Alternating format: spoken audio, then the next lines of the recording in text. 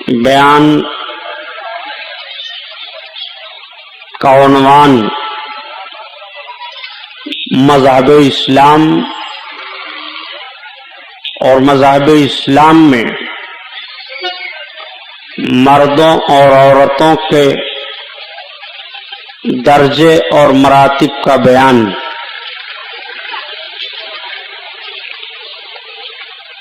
لیکن حسب معمول سب سے پہلے نعت پاک رسول صلی اللہ تعالی علیہ وسلم سے بیان کا آغاز ہو۔ اعلی حضرت عظیم البرکت آیت من آیات اللہ معجزۃ من معجزات رسول اللہ امام احمد رضا خان علیہ الرحمت والرضوان کی مقدس نعت پاک کے چند اشعار عرض کرتا ہوں۔ اعلی حضرت کی نعت کیا ہوتی ہے، سیرت رسول صلی اللہ تعالی علیہ وسلم کا کوئی نہ کوئی پہلو، ان کی نعت پڑھتے جائیے۔ آقا کریم صلی اللہ تعالی علیہ وسلم کے 63 سالہ مقدس ظاہری زندگی پاک کا کوئی نہ کوئی پہلو آپ کے سامنے آتا جائے گا۔ مولانا ریاض صاحب ناظم اسٹیج اخیر میں ایک نعرہ لگاتے ہیں مسلک اعلی حضرت، آپ کہتے ہو زندہ باد۔ ایک سوال پیدا ہوتا ہے کہ اعلی حضرت کون ہیں، یہ کس کو اعلی حضرت کہا جاتا ہے؟ آج سے 50 برس پہلے کہ لوگ ابھی حیات سے ہیں، وہ خود سوچتے ہیں کہ پہلے بھی ہم ایسی محفلوں میں شرکت کرتے تھے، لیکن اعلی حضرت کا نام اتنا نہیں سنتے تھے جتنا اب لیا جاتا ہے۔ ایک مسجد ہو وہاں بھی اعلی حضرت کا نام، محفل ہو وہاں بھی اعلی حضرت کا نام، بے شک شرعی مسائل ہوں اس میں بھی اعلی حضرت کا نام، اقتصادی اور ملکی مسائل ہوں اس میں بھی اعلی حضرت کا نام، پرائمری پاٹھ شالاؤں سے لے کر کے یونیورسٹیوں تک اعلی حضرت کا نام، بے شک مکتبوں سے لے کر کے دارالعلوم تک اعلی حضرت کا نام، بے شک مفکر اپنی فکر میں بھی اعلی حضرت کا نام لیتا ہے، بے شک ایک دانشور بھی اعلی حضرت کا نام لیتا ہے، مذہبی ذہن و فکر کے خوگر بھی اعلی حضرت کا ہر دم نام لیتے ہیں۔ بے شک جو اعلی حضرت کے معتقد ہیں، محبت کرنے والے ہیں، وہ بھی نام لیتے ہیں، اور جن کو اعلی حضرت کے نام سے چڑ ہے وہ بھی نام لیتے ہیں۔ یہ کس شخصیت کا نام اعلی حضرت ہے، کس کو اعلی حضرت کہا جاتا ہے؟ مختصر لفظوں میں عرض کر دوں تاکہ آپ کا ذہن و فکر صاف رہے۔ بے شک 1856 عیسوی کی تاریخ یاد رکھیے۔ جس ملک میں ہم اور آپ جی رہے ہیں، ہندوستان، اس ملک کے سیاسی اور مذہبی حالات 1856 میں کیسے تھے؟ تو سیاسی حالات پر نہ گفتگو کرتے ہوئے 1856 میں مذہبی ماحول میں آپ کے سامنے مختصر الفاظ میں عرض کرتا ہوں۔ 1856 میں اس ہندوستان میں مسلمانوں میں مذہبی حالات ایسے تھے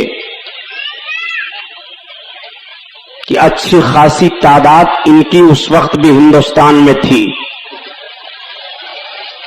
انگریزوں کی حکومت تھی. انگریزوں نے ہمارے ملک پر غاصبانہ قبضہ کیا تھا بے شک اور اپنے نئے نئے ذہنی ایجادات اور اسلام دشمن مخالفتوں کا ماحول بنا کر کے ہندوستان کے ایک ایک فرد کو جسمانی اور ذہنی دونوں اعتبار سے غلام بنا لیا تھا. یہاں کے لوگ بیدار ہوئے. ان کے ذہن و فکر نے پھر بلندی کا چراغ لیا اور اپنے وطن کی حفاظت کا ایک پیغام لے کر کے اٹھے. ایک ماحول گرم ہوا اور ہندوستان کی سرزمین سے انگریزوں کا حکمرانی کا ماحول ختم کر کے آزادی کا چراغ جلایا. بے شک بات آ گئی تو میں عرض کر دوں کہ ہندوستان کی آزادی کے تعلق سے صرف 3 دن کے اندر اندر ہندوستان میں 90,000 آدمیوں کا قتل ہوا تھا، اللہ جس میں مسلمانوں کا کیا کردار رہا ہے. تاریخ کے اوراق اٹھا کر کے تو آپ دیکھیں کہ اس ملک کی آزادی کے لیے صرف جماعت اہل سنت کے 27,000 بڑے بڑے علماء شہید ہوئے تھے. اللہ آپ غور فرمائیے کہ سیاسی نزاکت کو دیکھتے ہوئے اپنے جان کی قربانی ہندوستان کی آزادی کے لیے پیش کیا. بے شک مذہبی حالات ہندوستان کی سرزمین پر سب سے پہلے اہل سنت و جماعت میں انتشار پھیلا کر کے اور اس طبقہ کو کئی حصوں میں انگریزوں ہی نے بانٹا. سچ ہے. ویسے تو بہت سارے فرقے اسلامی مخالف میں پیدا ہو چکے تھے. بھارت کی سرزمین پر جب اسلام کے ماننے والے اسلامی ماحول لے کر کے آئے تو شہاب الدین شاہ جہاں تک صرف ہندوستان کی سرزمین پر سنی مسلمان تھے. بے شک محمد بن قاسم لشکر اسلامی لے کر کے سندھ کی وادی میں اترے. اس تاریخ کو لے کر کے حضور سرکار سیدنا غریب نواز رضی اللہ تعالیٰ عنہ اجمیر شریف کی سرزمین پر تشریف فرما ہوئے. بے شک اس تاریخ کو آپ دیکھتے ہوئے چلیں کہ یہاں پر محمد بن قاسم اور ان کے جملہ ساتھیوں کی قربانیاں رہیں. غزنوی دور گزرا، غوری دور گزرا، مغل حکومت ہوئی. 335 برس تک بھارت کی سرزمین پر مغلوں نے حکومت کی. اب آپ مغلوں کے دور میں شہاب الدین شاہ جہاں کا دور لے لیجئے. جب انہوں نے اپنے حرم سرا میں نور جہاں کو اپنا ملکہ بنا کر کے رکھا تو نور جہاں کے دور میں ہندوستان کی سرزمین پر شیعوں کا وجود ہوا. انہوں نے ملکی معاملات میں بھی اثر و رسوخ حاصل کر لیے. حکومت کے نظم و نسق میں بھی ان کو عہدے مل گئے. تاریخ تو بڑی لمبی چوڑی ہے مگر اجمالاً میں آپ کے ذہن میں ڈالتا چلوں کہ شیعوں کا وجود ہندوستان میں ہوا. ہندوستان میں جب انگریز گئے اور انگریزوں کے جانے کے بعد یہ طے پایا کہ یہاں پر مسلمان ہیں تو مسلمانوں نے احتجاج کیا کہ یہاں پر اہل سنت و جماعت ہیں. شیعوں نے احتجاج کیا کہ مسلمان ہم ہیں. حکومت चूंकि मुश्तरका यहां पर कायम की गई थी, तो सारे लोगों ने मिल करके बनाम इस्लाम यहां दो जमातों को तस्लीम किया, शिया और सुन्नी। सच है। यही वजह है कि हिंदुस्तान के पार्लियामेंट से लेकर के असेंबली राज्यसभा तक जहां आप देखो, हिंदुस्तान में गवर्नमेंट के कागज में अकीदे के एतबार से मुसलमानों के दो ही फिरके तस्लीम किए गए हैं, एक फिरका सुन्नियों का और दूसरा फिरका शियों का। सच है। शियों की मस्जिदें अलग कर दी गईं, उनके औकाफ अलग कर दिए गए, उनका वक्फ बोर्ड अलग कर दिया गया, सुन्नियों का वक्फ बोर्ड अलग कर दिया गया, सुन्नियों की मस्जिदें अलग कर दी गईं। सुन्नियों के आपसी मसाइल सुन्नियों के वक्फ बोर्ड में हल होते थे और शियों के मसाइल उनके वक्फ बोर्ड में जाते थे। अगर सुन्नी हुकूमत हिंद से अपना मुतालबा करता अपने मजहबी मामलात का तो अपने वक्फ बोर्ड से करता, बेशक। और शिया अगर करते तो अपने वक्फ बोर्ड से करते। अब आइए आप देखिए कि जब सुन्नियों का मामला सामने आया, अंग्रेजों ने बड़ी चालाकी लगाई थी। अपने जहन फिक्र की बुनियाद पर उन्होंने यह अंदाजा लगा लिया था कि हिंदुस्तान का मुसलमान मुकद्दस जमात, इनमें जो वलियों की मानी जा रही है और उलमा की तस्लीम की जा रही है, ये उनके बेहद एहतराम करने वाले हैं और उनकी बातों पर ये हर वक्त लब्बैक कहने वाले हैं। इसलिए अगर इनका जहन फिक्र वलियों और आलिमों से हटा करके उनमें कुछ ऐसे इंतशार के बीज बो दिए जाएं, तो ये तबका ज़हनी इत्तेहाद में जो मुब्तला है वो मुख्तलिफ होकर के फिर आपस में एक दूसरे से लड़ना शुरू कर देगा। सुन रहे हैं मजहबी फितनों को पैदा करना शुरू किया। सबसे पहला हिंदुस्तान की सरजमीन पर जो फितना पैदा हुआ वो ये था कि खुदा झूठ बोल सकता है माज़अल्लाह, लेकिन बोलेगा नहीं। ये बात किताब में लिखी गई, इंतशार हुआ। दूसरा फितना सामने आया, रसूलुल्लाह सल्लल्लाहु तआला अलैहि वसल्लम को दीवार के पीछे का इल्म नहीं है, ये बात भी किताब में लिखी गई, इंतशार हो गया। तीसरा फितना सामने आया कि रसूलुल्लाह का इल्म ज्यादा है कि शैतान और मलकल मौत का इल्म ज्यादा है। शैतान और मलकल मौत के इल्म की ज्यादती का सबूत कुरान से है और रसूलुल्लाह के इल्म की ज्यादती का सबूत कुरान से नहीं है। इंतशार हो गया। एक फितने ने और जन्म ले लिया कि मोहम्मदुर रसूलुल्लाह के बाद अगर किसी और को नबी मान लिया जाए तो उनके आखिरी नबी होने में कोई फर्क नहीं आएगा। जो रब ताला ने कुरान में इरशाद फरमाया कि मोहम्मद आखिरी नबी हैं, तो आखिरी नबी होने का तर्जमा जो फितना पैदा करके पेश किया गया कि नबी को आखिरी नबी मानना यह आवाम का ख्याल है, ये फितना सामने आ गया। एक फितना मामूली समझ करके पैदा किया गया, लेकिन उसने भी बहुत भारी रुख इख्तियार कर लिया कि मोहम्मद सलाम ने फरमाया है कि एक दिन मैं भी मरकर मिट्टी में मिलने वाला हूं। झूठी हदीस गढ़ ली गई, फितना पैदा हो गया। नबी कौनैन सल्लल्लाहु तआला अलैहि वसल्लम के ताल्लुक से यह फितना पैदा किया गया कि बसा औकात उम्मती अमल में नबी से बढ़ सकता है। फितना पैदा हो गया। फितना यह पैदा किया गया कि नबी की ताजीम कैसी करनी चाहिए। लिख दिया गया किताब में कि अपने बड़े भाई की सी ताजीम की जाए, सो उसमें भी कमी की जाए। फितना पैदा हुआ, नबी को अख्तियार भी है, तो किताब में फितना आ गया कि जिसका नाम मोहम्मद या अली है उसे किसी चीज का इख्तियार नहीं है। फितना पैदा हो गया।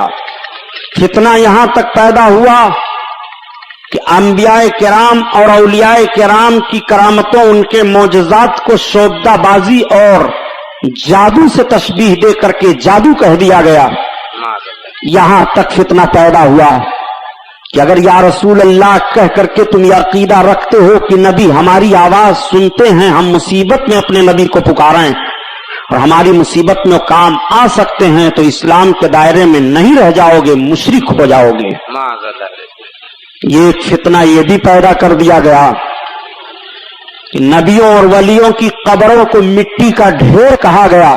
معاذ اللہ۔ ایک فتنہ یہ بھی سامنے لایا گیا کہ اجمیر شریف کی طرف غریب نواز کے روضہ پر زیارت کی نیت سے سفر کرنا یہ زنا سے بھی بدتر ہے۔ معاذ اللہ۔ یہ بھی فتنہ سامنے پیدا کر دیا گیا کہ رسول کائنات صلی اللہ علیہ وسلم پر کثرت سے درود پڑھنا بدعت ہے۔ معاذ اللہ۔ یہ بھی فتنہ پیدا ہوا کہ نبی کونین کو غیب کی باتیں معلوم ہیں کہ نہیں۔ ذہن نے یہ فتنہ پیدا کیا کہ کل باتیں غیب کی نبی کو نہیں معلوم ہیں، بعض باتیں اگر وہ غیب کی جانتے ہی ہیں تو اس میں ان کی کوئی تخصیص نہیں ہے۔ جیسا غیب کی باتیں نبی بعض باتیں جانتے ہیں، ایسا بعض باتیں تو غیب کی کبھی پاگل بھی بتا دیتا ہے، کبھی جانور بھی بتا دیتا ہے، کبھی درندے بھی اس طرح کے اشارے کر دیے کرتے ہیں، بچوں کو بھی اس طرح کا علم حاصل ہے۔ یہ فتنہ پیدا ہوا۔ اب میں آپ سے پوچھنا چاہتا ہوں، کیا اس فتنے کی تاریخ آپ کے ذہن میں نہیں ہے کہ جب دہلی کے جامع مسجد کے منبر پر ایک طرف قرآن کو رکھا گیا تھا اور دوسری جانب گیتا کتاب کو رکھا گیا تھا اور یہ ذہن و فکر دینے کی کوشش کی گئی تھی کہ قرآن حق ہے، الحمدللہ حق ہے، مگر گیتا کتاب بھی حق ہے معاذ اللہ۔ معاذ اللہ۔ اسی دہلی کے جامع مسجد کے منبر پر ہندوستان کے ایک لیڈر کو لے جا کر کے تقریر کروائی گئی تھی اور یہ کہا گیا تھا کہ اگر نبوت کا دروازہ بند نہ ہوا ہوتا تو معاذ اللہ ہم گاندھی کو نبی مان لیتے۔ معاذ اللہ۔ ان فتنوں کو آپ سامنے رکھیں اور یہ بھی ہم سے پوچھ سکتے ہیں کہ غلام محی الدین سبحانی، تم نے ان فتنوں کو کتابوں کے حوالے سے بتایا ہے، مگر ان فتنوں کو پیدا کس نے کیا تھا؟ کیا کسی تاجر نے ان فتنوں کو پیدا کیا تھا؟ کیا کہنے؟ کیا عام طور سے روڈوں پر چلنے والوں نے ان فتنوں کو پیدا کیا تھا؟ ان فتنوں کے پیدا کرنے والے اپنے وقت کے حکیم الامت کہلاتے تھے۔ بہت خوب۔ ان فتنوں کو پیدا کرنے والے اپنے وقت کے عالم ربانی کہے جاتے تھے۔ بہت خوب۔ ان فتنوں کو پیدا کرنے والے لوگ اپنے وقت میں قاسم العلوم والخیرات کہے جاتے تھے۔ ان لوگوں نے انگریزوں کے ہاتھ پر ہندوستان کے مسلمانوں کی آبرو کا سودا کیا تھا، ایمان کا، اور دن کے سفید اجالے میں مسلمانوں کے ایمان پر ڈاکہ ڈالا تھا اپنی دنیا بنانے کے لیے، اور اس طرح سے مسلمانوں میں انتشار پیدا کیا تھا۔ میں تاریخ کا حوالہ سامنے رکھ رہا ہوں، جارحانہ باتیں میری نہیں ہیں، میں ذہن و فکر دینا چاہتا ہوں کہ مسلمانوں تم اپنے گزرے ہوئے زمانے میں کس طرح تھے اور موجودہ حالات آپ کے کس طرح سے ہو گئے ہیں۔ یہی فتنہ تو پیدا کیا گیا تھا کہ محرم میں شہادت حسین کو بیان کرنا بدعت ہے، امام حسین کو باغی قرار دیا گیا تھا معاذ اللہ، اور یہ کہا گیا تھا کہ ملوکت اسلامیہ کا معاملہ تھا، یزید خلیفہ برحق تھا، حسین کو بغاوت نہیں کرنی چاہیے، ایسی بھی باتیں سامنے آئی تھی۔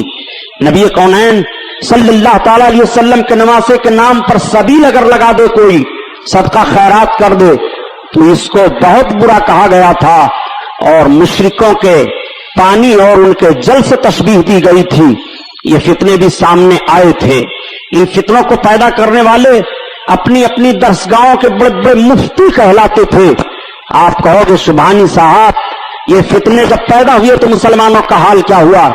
سب سے پہلے جس کتاب کی بنیاد پر بھارت کی سرزمین پر فتنہ پیدا ہوا وہ اردو میں ایک کتاب ہے جس کا نام تقویت الایمان ہے۔ تقویت الایمان جب لکھی گئی، اور لکھنے والے مولوی اسماعیل دہلوی ہیں، انہوں نے جب لکھا تو کتاب چھاپی پہلے کہاں سے گئی ہے یہ بھی تاریخ آپ کے سامنے رکھوں۔ کلکتہ میں انگریزوں نے جو فورٹ ولیم کالج قائم کیا تھا، یعنی ایسٹ انڈیا کمپنی، اس کے پیسے سے سب سے پہلے بھارت کی سرزمین پر اردو زبان میں تقویت الایمان کتاب چھاپی گئی، اور اس کتاب کو جب مولوی اسماعیل دہلوی نے لکھا تھا تو اپنے لوگوں کو بلا کر کے کہا کہ اس کتاب کو میں لکھا ہوں، اس میں بعض باتیں سخت آ گئی ہیں، کیا مشورہ دیتے ہو؟ تو کچھ لوگوں نے تو مشورہ دیا کہ وہ باتیں نکال دی جائیں، मगर कुछ लोगों ने कहा नहीं, वो बातें रखी जाएं, उसी तरह से छाप दी जाएं। तो ये हुआ कि अगर ये किताब छाप दी गई तो मुसलमानों में इंतशार पैदा हो जाएगा। तो ये तय हुआ कि इंतशार तो पैदा हो जाएगा, लेकिन मुसलमान खुद आपस में लड़ भिड़ करके ठीक हो जाएंगे, यह भी बात किताब में लिखी है। मैं आपसे पूछना चाहता हूं कि मुसलमान जब उस वक्त से लड़े तो क्या आज तक ठीक हुए हैं? क्या मुसलमानों में उस वक्त से जो इंतशार पैदा हुआ आज तक ठीक हुए हैं? नहीं ठीक हुए। ऐसे फितने पैदा कर दिए गए थे। आप इल्जाम लगाते हो कि हिंदुस्तान की सरजमीन पर कलमा पढ़ने वाले मुसलमानों को इमाम अहमद रजा खान बरेलवी ने काफिर कह दिया है। प्यारे, जब इन फितनों ने जन्म लिया था तो बरेली की सरजमीन पर इमाम अहमद रजा खान की पैदाइश भी नहीं हुई थी। सबसे पहले भारत की सरजमीन पर इन फितनों के खिलाफ लड़ने वाले जो उलमाए अहले सुन्नत हैं, नाम नोट करो, अल्लामा फजल हक खैराबादी हैं, अल्लामा मखसूसुल्लाह शाह देहलवी इस्माइल देहलवी के चचेरे भाई हैं, हजरत अल्लामा फजल रसूल बदायूनी हैं, हजरत अल्लामा अब्दुस्समी रामपुरी हैं, हजरत अल्लामा हसन कानपुरी हैं। ये वो उलमाए अहले सुन्नत हैं जिन्होंने सबसे पहले इन फितनों पर गिरफ्त की थी। और भारत की सरजमीन पर आज आजादी के ताल्लुक से मौलाना अबुल कलाम आजाद का नाम बहुत लिया जा रहा है। मौलाना अबुल कलाम आजाद के बाप मौलाना खैरुद्दीन थे, मौलाना अबुल कलाम आजाद के मामू मौलाना मुनव्वरुद्दीन थे। इन लोगों ने इन फितनों के खिलाफ सबसे पहले जंग की है। और जंग करने के बाद उसी तक़वीतुल ईमान किताब के रद में हिंदुस्तान की सरजमीन पर 250 किताबें लिखी गई थी जब इमाम अहमद रजा खान बरेली में पैदा भी नहीं हुए थे। ये सारे फितने जन्म ले चुके थे। मैं आपसे पूछना चाहता हूं, अगर इन फितनों में से कोई कलमा पढ़ने वाला मुसलमान किसी फितने का शिकार हो जाए तो फैसला आप दो, क्या वो मुसलमान रह जाएगा? क्या उसका ईमान सलामत रहेगा? क्या वो इस्लाम के दायरे में माना जाएगा? कलमा पढ़ते हुए भी इस्लाम से खारिज नजर आएगा। अगर इन फितनों में से किसी फितने को उसने सही समझ लिया, वो नबी कौनैन के कानून पर और जाहिरी शरई वसूलों पर अमल करते हुए भी नबी कौनैन की मोहब्बत से बहुत दूर रहेगा। और जो नबी की मोहब्बत से दूर हो जाए, इन फितनों में फंस जाए, उसका ईमान सलामत नहीं रहेगा। बेशक। आओ देखो आला हजरत कौन है, बात यह मैं बता रहा था। तारीख आ गई जिम्नन तो मैंने अर्ज कर दिया। 1856 ईस्वी में बरेली की सरजमीन पर एक पठान घराने में एक बच्चे की पैदाइश हुई। 13 बरस के बाद वो पढ़ करके आलिम दीन बने। एक इल्जाम लगाया जाता है और बड़ी आसानी से कह दिया करते हैं कि मौलाना अहमद रजा खान और उनके दौर के जिन मौलवियों से उनके कुफरियात पर उनका इख्तिलाफ हुआ है वो सब एक मदरसे में पढ़े थे। इतना बड़ा झूठ माज़ल्लाह रब्बिल आलमीन। आला हजरत अजीमुल बरकत ने अपने वालिद से पढ़ा था। उनके वालिद उस वक्त खातमुल मुहक्किकीन के लक़ब से पुकारे जाते थे, हजरत अल्लामा नकी अली खान रहमतुल्लाह ताला अलैह। आला हजरत के दादा हजरत अल्लामा रजा अली खान रहमतुल्लाह ताला अलैह थे, जिन्होंने अंग्रेजों से तलवार की जंग की थी और बरेली की सरजमीन पर 200 अंग्रेज मारे गए थे। हजरत अल्लामा रजा अली खान रहमतुल्लाह ताला अलैह की क़यादत में बरेली के मुजाहिदीन ने जो अंग्रेजों से जंग की थी। सुभान अल्लाह। आला हजरत अजीमुल बरकत 13 बरस के बाद पढ़ करके आलिम दीन हुए। उनके वालिद गिरामी ने उनके हाथ में कलम दे दिया, फतवा लिखना आप शुरू करते हैं। शरीयत के ताल्लुक से जितने फतावे आते आला हजरत लिखते जाते। और फतावे कैसे कैसे आ रहे थे? इन्हीं तमाम फितनों के ताल्लुक से आ रहे थे।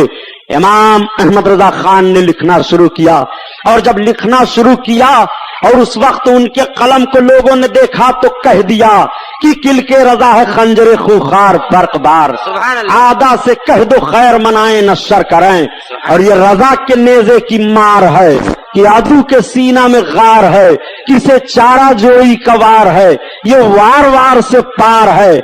आला हजरत अजीमुल बरकत जब लिखते रहे और उस वक्त के उलमा ने देखा तो पुकार करके कह दिया कि 14वीं सदी का मुजद्दिद आजम है ये, 14वीं सदी का अजीम शान इंसान है ये, 14वीं सदी का मुजाहिद जलील है ये, 14वीं सदी का मुफक्किर है ये, 14वीं सदी का अजीम عظیم محدث ہے, 14वीं सदी का इमाम आजम अबू हनीफा है.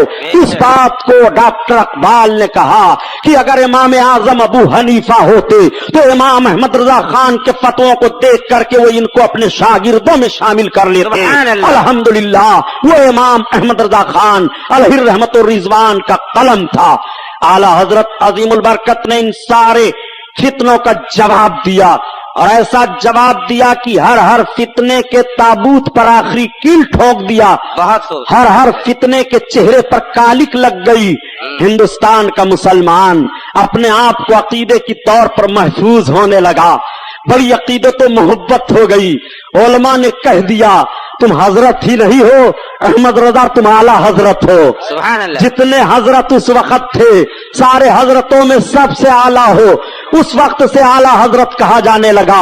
आला हजरत अजीमुल बरकत के इस मुजाहिदाना किरदार को देखने के बाद हिंदुस्तान के गोशा गोशा से लोग पुकार उठे कि डाल दी कल्बों में अज़मत मुस्तफा, सुभान अल्लाह. डाल दी कल्बों में अज़मत मुस्तफा, सैयदी आला हज़रत पे लाखों सलाम, लाखों सलाम. अल्लाह सुभान अल्लाह. अल्लाह अल्लाह, ये हैं आला हजरत. आला हजरत को सिर्फ 2 जुमलों में और अर्ज कर दूं. आला हजरत को आला हजरत कहा जाता है, एक एतराज ये होता है, और सरकार को सिर्फ आ हजरत कहा जाता है. तो हमारी जमात के मौलवी नहीं हैं. उन्हीं लोगों में से एक मौलाना कौसर नियाजी हैं. मौलाना कौसर नियाजी बयान करते हैं कि जब बंटवारे के बाद हिंदुस्तान से पाकिस्तान का वजूद आया और पाकिस्तान में उमूर मजहबिया का सबसे पहले सदर मुझको बनाया गया, तो मैं ये समझता था कि इस्लामियात पर मालूमात रखने वाला मुझ जैसा कोई नहीं है. मौलाना कौसर मौजूद थी इस्लामियात पर, और मैंने इतनी किताबें पढ़ लिया था इस्लामियात पर कि जिंदगी में जितने रोटी के टुकड़े तोड़कर नहीं खाए हैं उतनी किताबों को मैंने पढ़ा था. लेकिन जब मैंने मौलाना इमाम अहमद रजा खान की किताब फतावा रज़विया को पढ़ना शुरू किया तो मुझको ऐसा लगा कि मैं इल्म के समुंदर के किनारे खड़े होकर के अभी सीपियां चुन रहा हूं. वो आला हजरत के फिक़ह की किताब फतावा रज़विया है. यही मौलाना कौसर नियाज़ी कहते हैं कि जब आ हजरत का लफ्ज बोला जाता है उर्दू जबान में तो उससे इमामुल अंबिया नबी करीम की जाते गिरामी समझी जाती है, और जब आला हजरत का लफ्ज बोला जाता है तो उससे इमामुल अंबिया के एक आशिक इमाम अहमद रजा खान की जात समझी जाती है. यही मौलाना कौसर नियाज़ी बयान करते हैं कि जब इल्जाम लगाया जाता है कि मौलाना इमाम अहमद रजा खान ने बिदातों को फरोग दिया है तो बड़ा ताज्जुब होता है. हम तो देख रहे हैं कि मौलाना इमाम अहमद रजा खान ने अपने तमाम हम असर उलमा में सबसे ज्यादा बिदातों को खत्म किया है और सबसे ज्यादा बिदातों के खिलाफ लिखा है. जब इमाम अहमद रजा खान से पूछा गया कि कब्रों पर चादरें डालनी कैसी हैं तो आप तहरीर फरमाते हैं कि अल्लाह के वली के मजार पर इजहार अजमत के लिए एक चादर डाल देनी काफी है, बकिया मनो चादरें डालने से कोई फायदा नहीं, उसकी कीमत फकीर और गरीबों में तकसीम कर दी जाए. आला हजरत से जब सवाल होता है कि मज़ारात पर औरतों का जाना कैसा है तो आला हजरत तहरीर फरमाते हैं कि तुम औरतों का जाना मज़ारात पर पूछ रहे हो, ये नहीं पूछते हो कि कोई औरत जब किसी मज़ार पर जाने के लिए अपने घर से कदम निकालती है तो अल्लाह और फरिश्तों की लानत उस पर होती है, और जिस कब्र पर वो जाती है कब्र वाले की रूह उस पर लानत भेजती है. ये इमाम अहमद रजा खान ने लिखा है. और जब इमाम अहमद रजा खान से सवाल किया गया कि बताओ कव्वाली के ताल्लुक से आपका क्या ख्याल है तो आप तहरीर फरमाते हैं कि मज़ामीर के साथ कव्वाली हराम है, हराम है, हराम है. जब इमाम अहमद रजा खान से ताजियादारी के ताल्लुक से सवाल हुआ तो आप तहरीर फरमाते हैं कि मुरव्वजा ताजियादारी हराम है, हराम है, हराम है. जब इमाम अहमद रजा खान से मज़ारात पर चिरागा करने के ताल्लुक से सवाल हुआ तो आप तहरीर फरमाते हैं कि किसी अल्लाह वाले के मजार पर अगर वहां लोग गुजरते हैं और जाते हैं या रास्ता है तो चिराग रोशन किया जा सकता है, वरना चिराग जलाने से, माल जाया करने से कोई फायदा नहीं है। जब इमाम अहमद रजा खान से अगरबत्ती सुलगाने के ताल्लुक से कब्रों के पास सवाल होता है तो आप फरमाते हैं कि अगर वहां लोग फायदा उठाने के लिए हैं तो किसी भी साहिब मजार के मजार से 3 हाथ के फासले पर खुशबू की जाए, वरना माल जाया करने से कोई फायदा नहीं है। इमाम अहमद रजा खान से जब सवाल होता है कि महफिल मीलाद शरीफ का करना क्या है तो आप तहरीर फरमाते हैं कि सही रवायात के साथ आका के अजमतों को बयान करना बाइसे बरकत है। जब इमाम अहमद रजा खान से सवाल किया जाता है तो इन सारे सवालों का वो जवाब देते हैं। मैं आपसे पूछना चाहता हूं, इमाम अहमद रजा खान ने बिदातों को खत्म किया है कि बिदातों को रूज दिया है? इमाम अहमद रजा खान तो इस दुनिया में आए भी नहीं थे, उससे पहले बुजुर्गों के रोजे पाए जा रहे हैं, उससे पहले उर्स हो रहे हैं, उससे पहले उनके कब्रों पर लोग हाजिरी दे रहे हैं। इल्जाम इमाम अहमद रजा खान पर लगाया जा रहा है। इमाम अहमद रजा खान ने तुम्हारे कुफ्र को वाज़ेह कर दिया और मुसलमानों को मतनब्बेह कर दिया कि ईमान लूटने वाली जमात यही है। यही बुनियादी वजह है कि आज तुम चल रहे हो तो आला हजरत को गाली दे रहे हो, अपनी मस्जिदों में आला हजरत को गाली दे रहे हो, अपनी महफिलों में आला हजरत को गाली दे रहे हो।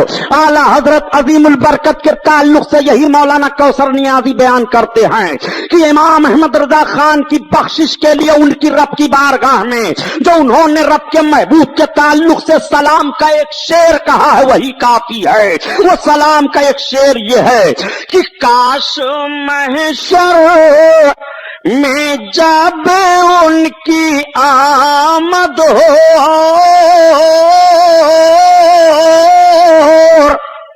भेजें सब उनकी शौकत पे लाखों सलाम, लाखों सलाम। नारे तकबीर, नारे रिसालत, अल्लामा सुबहानी साहब किबला, मसलके आला हजरत, सुभान अल्लाह। यही मौलाना कौसर नियाजी बयान करते हैं कि हम लोग अपने वस्ताज मुफ्ती शफी देवबंदी के पास बैठे हुए थे तो मुफ्ती शफी ने बताया कि जब वो कहते हैं कि हम लोग मौलाना शरफ अली थानवी के पास थे तो जब बरेली शरीफ में इमाम अहमद रजा खान का विसाल हुआ और मौलाना अशरफ अली थानवी को इत्तला मिली तो वो अपने दोनों हाथों को मगफरत के लिए उठा देते हैं, दुआए मगफरत करते हैं। हालांकि उसके दुआ की जरूरत आला हजरत को नहीं है, ये तो वाकया जो हुआ वो मैं अर्ज कर रहा हूं। तो मुफ्ती शफी देवबंदी बयान करते हैं, मौलाना कौसर नियाजी उनकी रवायत को बयान करते हैं कि हम लोगों ने कहा कि हजरत आप उनके लिए बख्शिश की दुआ करते हैं जिन्होंने जिंदगी भर आपको काफिर कहा है। तो मौलाना अशरफ अली थानवी ने कहा, मियां यही तो समझने की बातें हैं। मौलाना अहमद रजा खान हमारी इबारतों का जो मतलब समझे थे, अगर वो काफिर न हमें कहते तो खुद काफिर हो जाते, और वो हमें काफिर किसी और बुनियाद पर नहीं कह रहे हैं, सिर्फ इश्क रसूल की बुनियाद पर कह रहे हैं। ये तुम्हारे घर की बोली बोल रहा हूं, वो हैं आला हजरत। आला हजरत अपने आका की नात कहते हैं और इतनी अच्छी नात कहते हैं कि आला हजरत की नात सुनो तो ईमान ताजा हो जाए, इश्क रसूल जोश मारने लगे, एक मर्दे मोमिन की निगाहें बरसने लगती हैं, आंखें डबडबा जाती हैं अजमत रिसालत को सुन करके। आला हजरत अजीमुल बरकत अपने आका की शान में अर्ज करते हैं, या रसूल अल्लाह, जमीन और ज़मा तुम्हारे लिए, मकीनो मकान तुम्हारे लिए, तुम्हारे लिए, जमीनो ज़मा तुम्हारे लिए, मकीनो मकान तुम्हारे लिए, तुम्हारे लिए। ये क्यों कहा आला हजरत ने, बस इसी बात को बता करके अपने उन्वान पर बयान करूंगा। आओ देखो, बात आ गई तो ईमान ताजा कर लो। अल्लाह ताला ने हजरत आदम अलैहिस्सलाम को पैदा फरमाया और जब तक उसकी मशीयत थी हजरत आदम अलैहिस्सलाम जन्नत में रहे, और जब जन्नत से वो दुनिया की तरफ मुंतकिल फरमाए गए तो दुनिया में कहां आए थे हजरत आदम? आप जानते होंगे कि लंका की सरजमीन पर हजरत आदम अलैहिस्सलाम जन्नत से दुनिया में तशरीफ लाए। जिस पहाड़ी पर हजरत आदम अलैहिस्सलाम कदम अपना रखते हैं, आज भी लंका में वो पहाड़ी मौजूद है जो 10,000 की फीट की ऊंचाई पर है। उस पर हजरत आदम अलैहिस्सलाम के दोनों कदम पाक के निशान बने हुए हैं। हजरत आदम अलैहिस्सलातु तस्लीम जन्नत से मुंतकिल फरमाए गए तो हजरत आदम अपनी इस लग़ज़िश पर आज कुछ लोग बड़ी ढिठाई के साथ कह दिया करते हैं कि हजरत आदम ने गलती की थी। नबी के लिए गलती का लफ्ज मत इसलिए इस्तेमाल करो।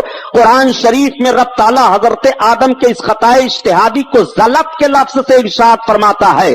जलत का लफ्ज अरबी है, उसका उर्दू में तर्जमा होता है कि फिसल जाना, लग़ज़िश खा जाना, अपने सोचो विचार में धोखा खा जाना। हजरत आदम अलैहिस्सलाम की ये लग़ज़िश उनके खताए इज्तिहादी की बुनियाद पर है। हजरत आदम अलैहिस्सलाम ने जानबूझ करके ये लग़ज़िश नहीं की थी, लग़ज़िश हो गई थी। हजरत आदम अलैहिस्सलाम इस अपनी लग़ज़िश पर 300 बरस तक रोते रहे, आंसू बहाते रहे।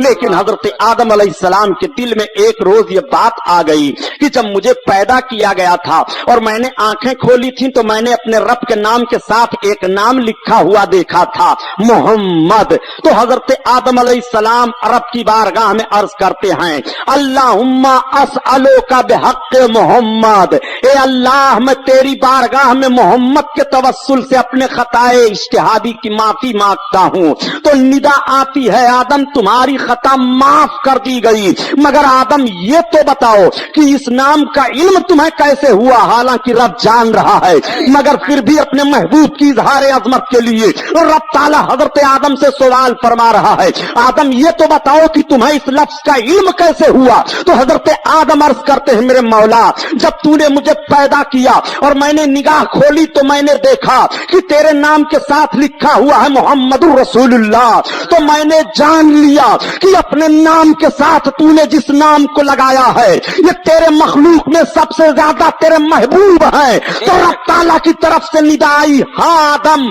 अगर वो मेरा महबूब ना होता तो ना मैं तुम्हें पैदा करता, ना जमीन और आसमान को पैदा करता। आला हजरत इसी की तर्जमानी फरमाते हैं कि जमीनो ज़मा तुम्हारे लिए, मकीनो मका तुम्हारे लिए, तुम्हारे लिए।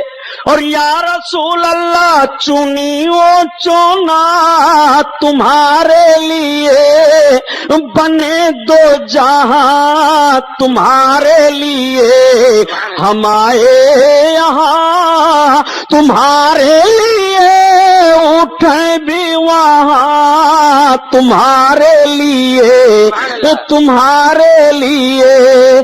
जमीन और ज़मा तुम्हारे लिए, मकीनो मकान तुम्हारे लिए, तुम्हारे लिए। और एक शेर और सुन लो प्यारे, ईमान ताजा हो जाए। बात समझ में आ रही है ना? वरना आप सोचो कि सुभानी साहब करबला का बयान नहीं कर रहे हैं, कल से इंशाअल्लाह वही बयान शुरू होगा। और सारा झगड़ा समझने का है। समझ से इस तरह लड़ते हैं बेचारे कि सारा इख्तिलाफ समझने का। अपनी समझ को दुरुस्त रखो। देखो आला हजरत की नात, खलीलो नजी मसीहो सफी, सभी से कहीं ना बनी। खलील लक़ब है हजरत इब्राहिम का, और सरफी लक़ब है हजरत आदम का, और नजी लक़ब है हजरत नूह का, और मसीह लक़ब है हजरत ईसा मसीह का। आला हजरत अजीमुल बरकत एक वाक़े की तरफ, एक होने वाले वाक़े की तरफ इशारा फरमाते हैं कि जब क़यामत का मैदान होगा तो उसको अर्ज करूंगा तो बहुत लंबा बयान होगा, बहुत आप सुने होंगे, कैसेटें भी तैयार हैं, उसमें आप सुनते रहते हैं। आकाए करीम सल्लल्लाहु अलैहि वसल्लम की अजमत देखिए। क़यामत का मैदान होगा, क़यामत के मैदान में सारे लोग मददगार तलाशेंगे। आज अगर आप कह दो या रसूल अल्लाह आगिसनी, मेरे आका मेरी मदद करो, तो जबान रोक ली जाती है, तुम बिदाती हो, शिर्क कर दिए हो। ऐसा जुमला मत जबान से निकालो, सिर्फ अल्लाह को पुकारो। आओ जरा कयामत का नक्शा सामने रख लो। قیامت کے میدان میں سارے لوگ مددگار تلاشیں گے. قیامت کے میدان میں سب یہی اگر کہیں یا اللہ ہمیں نجات دے دے, یا اللہ ہمیں نجات دے دے, تو نجات پا جائیں گے قیامت کے دن. سارے لوگ مددگار تلاشیں گے کہ رب کی بارگاہ میں اپنے لیے کسی کو وسیلہ بناؤ اور رب سے مدد مانگو. تو سب تلاشیں گے, حضرت آدم کے پاس جائیں گے. آپ کے ہم سب اولاد ہیں, آپ ابو البشر ہو. اے حضرت آدم علیہ السلام, ہم سب آپ کی اولادیں ہیں. ہماری حالت کو دیکھو, ہماری زبانیں پیاس سے باہر نکل آئی ہیں, ہم پسینے میں شرابور ہیں. رب کی بارگاہ میں ہماری فریاد کو پہنچ جاؤ, رب سے ہمیں نجات دلا دو. تو حضرت آدم فرمائیں گے اذهبوا الی غیری, میرے علاوہ کہیں اور جاؤ. چلو نفسی نفسی, آج تو میں خود اپنے میں ہوں.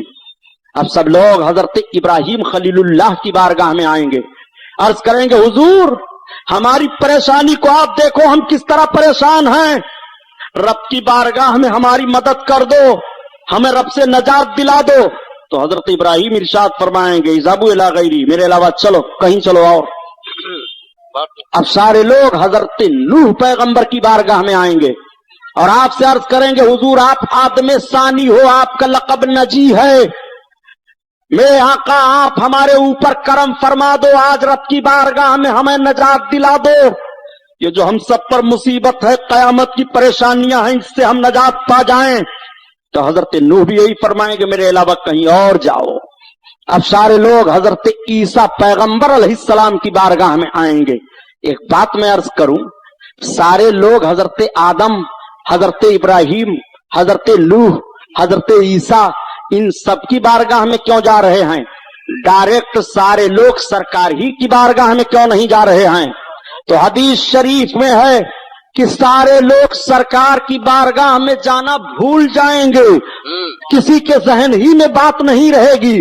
آج تقریروں میں آپ سن رہے ہو, اس کو کتابوں میں پڑھ رہے ہو, محدث لوگ اس حدیث کو بیان کر رہے ہیں, سارے لوگ جان رہے ہیں, لیکن قیامت کے دن سارے لوگوں کے ذہن سے یہ بات محو کر دی جائے گی. کیوں؟ اس لیے کہ اگر ڈائریکٹ تم آقا کی بارگاہ میں چلے جاتے تمہیں نجات مل جاتی. تو کہنے والا یہاں آج کہہ رکھتا تھا کہ جو کام قیامت میں محمد کریں گے وہ کام تو ہم کسی بھی نبی کی بارگاہ میں جاتے وہ کر دیتے. حضرت آدم کے پاس جاتے تو وہ بھی کر دیتے, حضرت ابراہیم کے پاس جاتے تو وہ بھی کر دیتے, حضرت نوح کے پاس جاتے تو وہ بھی کر دیتے, حضرت عیسیٰ کے پاس جاتے تو وہ بھی کر دیتے. اس لیے پہلے تمہیں تمام انبیاء کرام, تمام رسولوں کی خدمتوں میں بھیج دیا گیا تاکہ تمہیں پتا چل جائے کہ جو کام قیامت کے دن رب کی بارگاہ میں نجات دلانے کے لیے کوئی نہیں کر سکتا ہے, وہ شرف و عظمت محمد الرسول اللہ کو حاصل ہوگا, وہ نبی کونین ہی کریں گے. اللہ اکبر.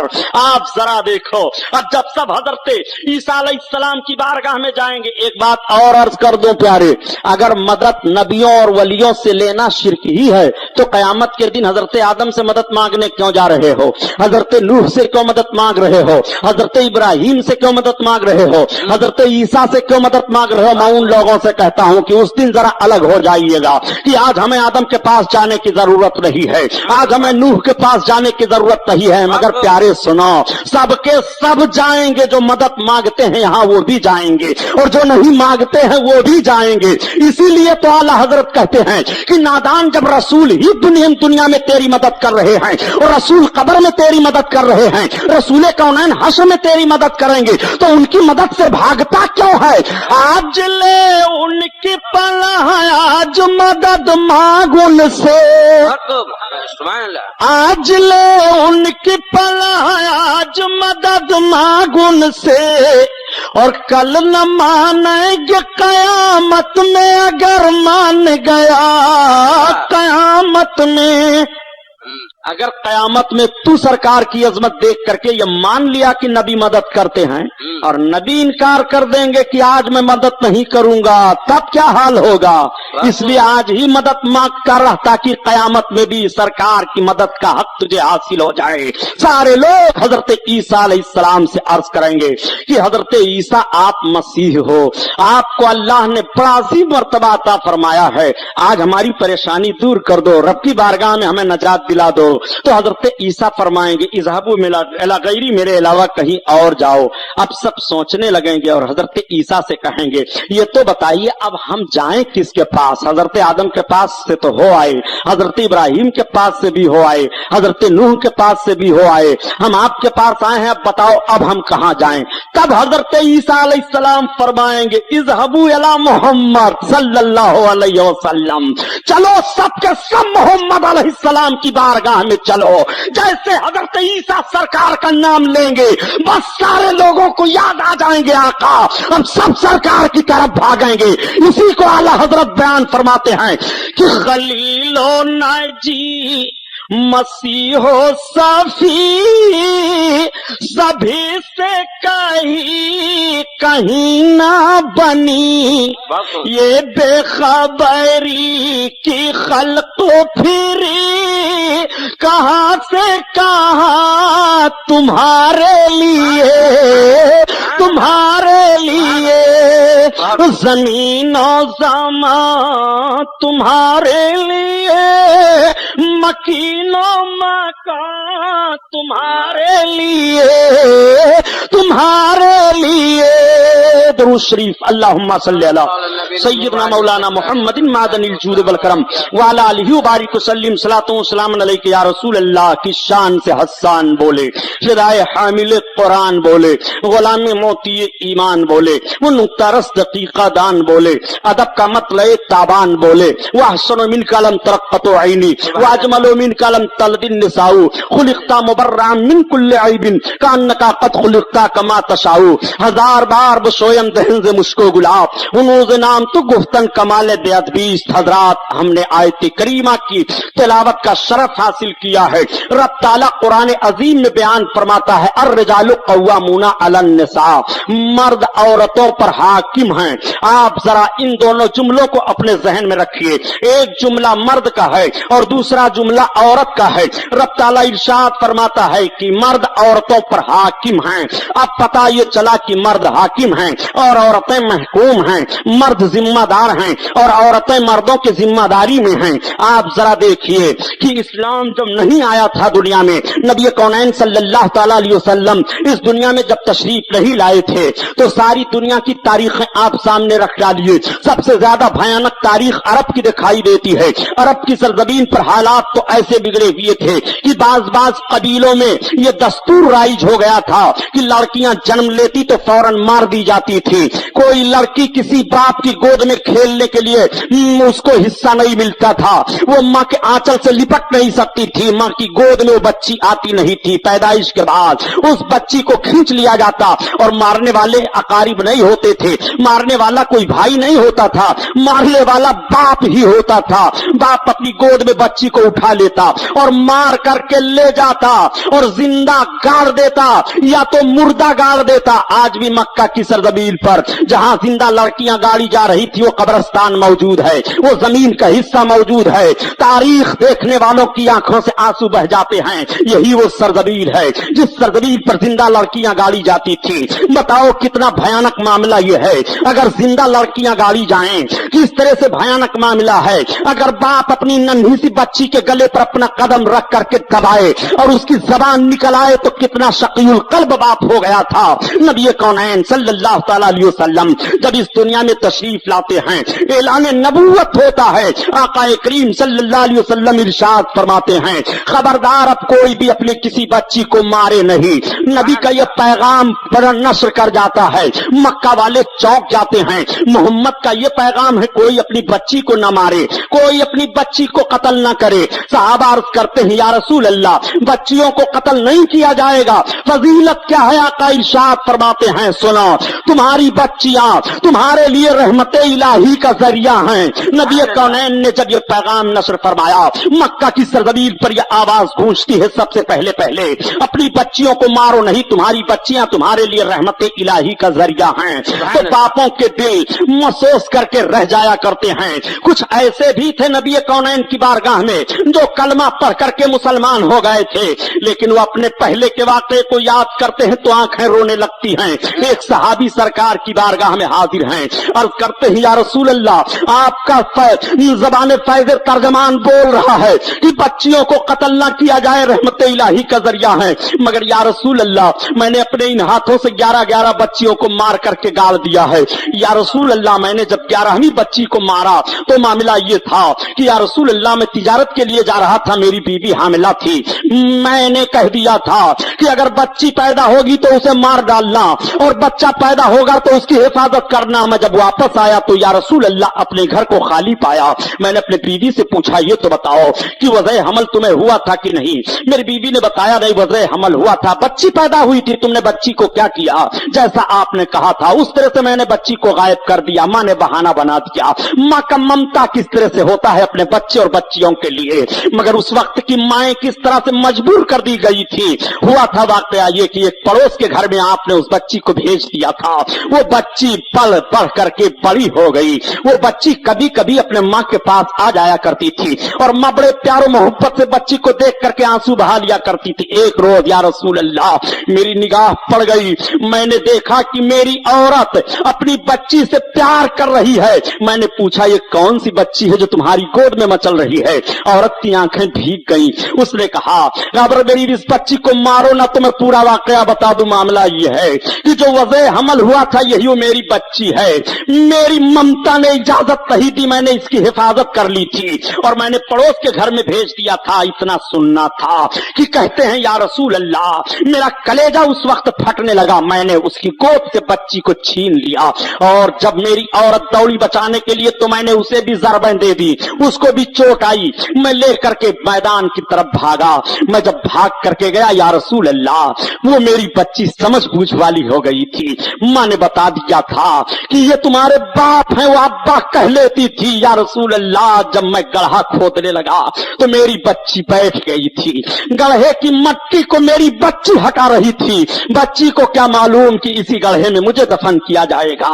या रसूल अल्लाह जब मैंने गड्ढा तैयार कर दिया और उठा करके बच्ची को उसमें दबोचा तो उसकी आंखें मेरी तरफ देख रही थी और उसने अपनी जबान से कहा था, इतना जुमला मुझे याद है या रसूल अल्लाह, ए परवरदिगार ये बच्चियां कब तक गाली जाती रहेंगी? ए मेरे अब्बा मुझे छोड़ दो, मुझे छोड़ दो। मगर या रसूल अल्लाह मेरा दिल इस वक्त इतना पत्थर हो चुका था कि या रसूल अल्लाह मैंने मट्टी और पत्थर डाल करके उसी में अपनी बच्ची को दबोच दिया। या रसूल अल्लाह मैं इतना बड़ा मुजरिम हूं। तो सहाबा की आंखें भीग गई थी, सारे लोग रोने लगे थे, आकाए करीम की आंखें डबडबा गई थी। अर्ज करते हैं या रसूल अल्लाह अब जब से आपका फरमाने आली शान सुना हूं मेरा कलेजा हिल रहा है। या रसूल अल्लाह मेरी खता कैसे माफ होगी? या रसूल अल्लाह मैं इतना बड़ा मुजरिम हूं। आका फरमाते हैं कि अय्याम जाहिलियत में तुमसे ये गुनाह हुए हैं, जब तुमने इस्लाम कबूल कर लिया तो रब ताला ने तुम्हारी खताओं को माफ कर दिया। वो बच्चियों के हालात थे, बच्चियां मारी जा रही थी।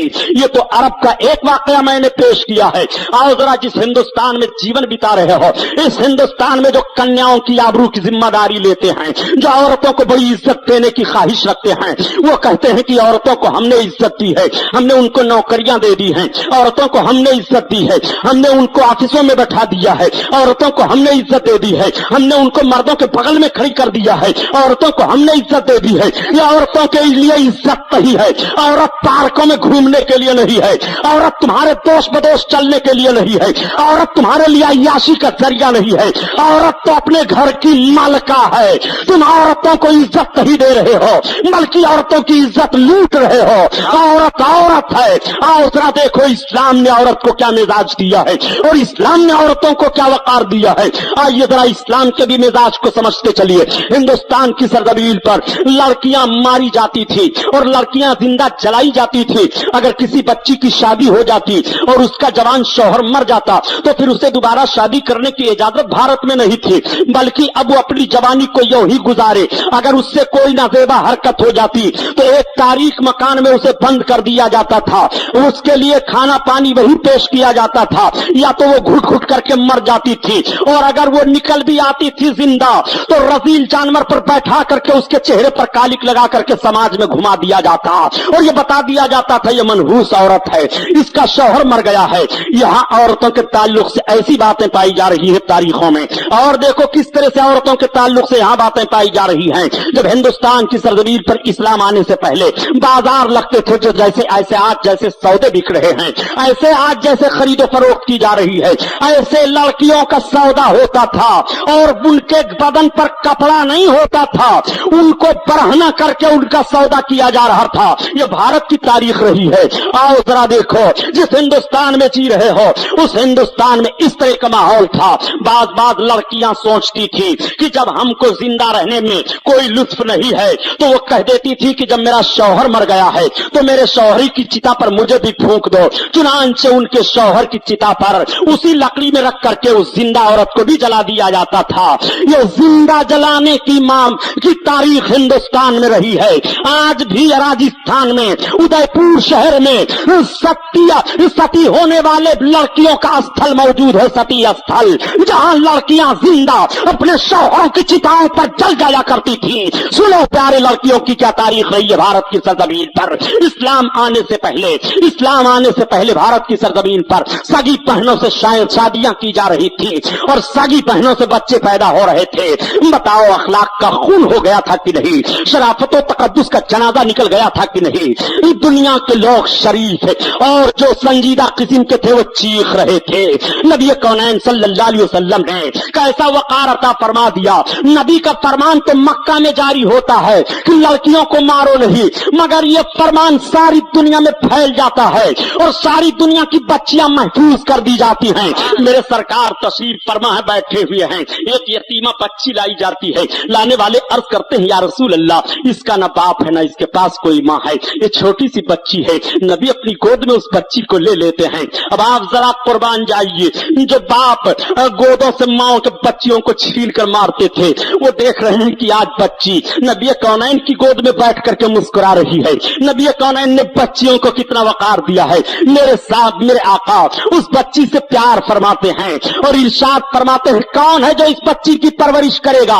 मजलिस में हजरत अबू बकर सिद्दीक भी तशरीफ फरमा है। अर्ज करते हैं, या रसूल अल्लाह, ये बच्ची मुझे दे दी जाए, इसकी परवरिश मैं करूंगा। आका फरमाते हैं, ओ अबू बकर, तुम्हारे लिए बहुत सारी भलाइयां हैं, कौन है इस बच्ची की परवरिश करने वाला? तब तक एक सहाबी यानी हजरत उमर फारूक आजम के बारे में बताया जाता है। अर्ज करते हैं, या रसूल अल्लाह, ये बेटी मुझे दे दी जाए, इसकी परवरिश मैं करूंगा। आका फरमाते, उमर बिन खत्ताब, तुम्हारे लिए बहुत सारी नेकियां हैं, ये शरफ किसी और को मिलने दो। तब तक हजरत उस्मान अर्ज करते हैं, या रसूल अल्लाह, ये बच्ची मुझे दे दी जाए, इसकी परवरिश का हक मैं अदा करूंगा।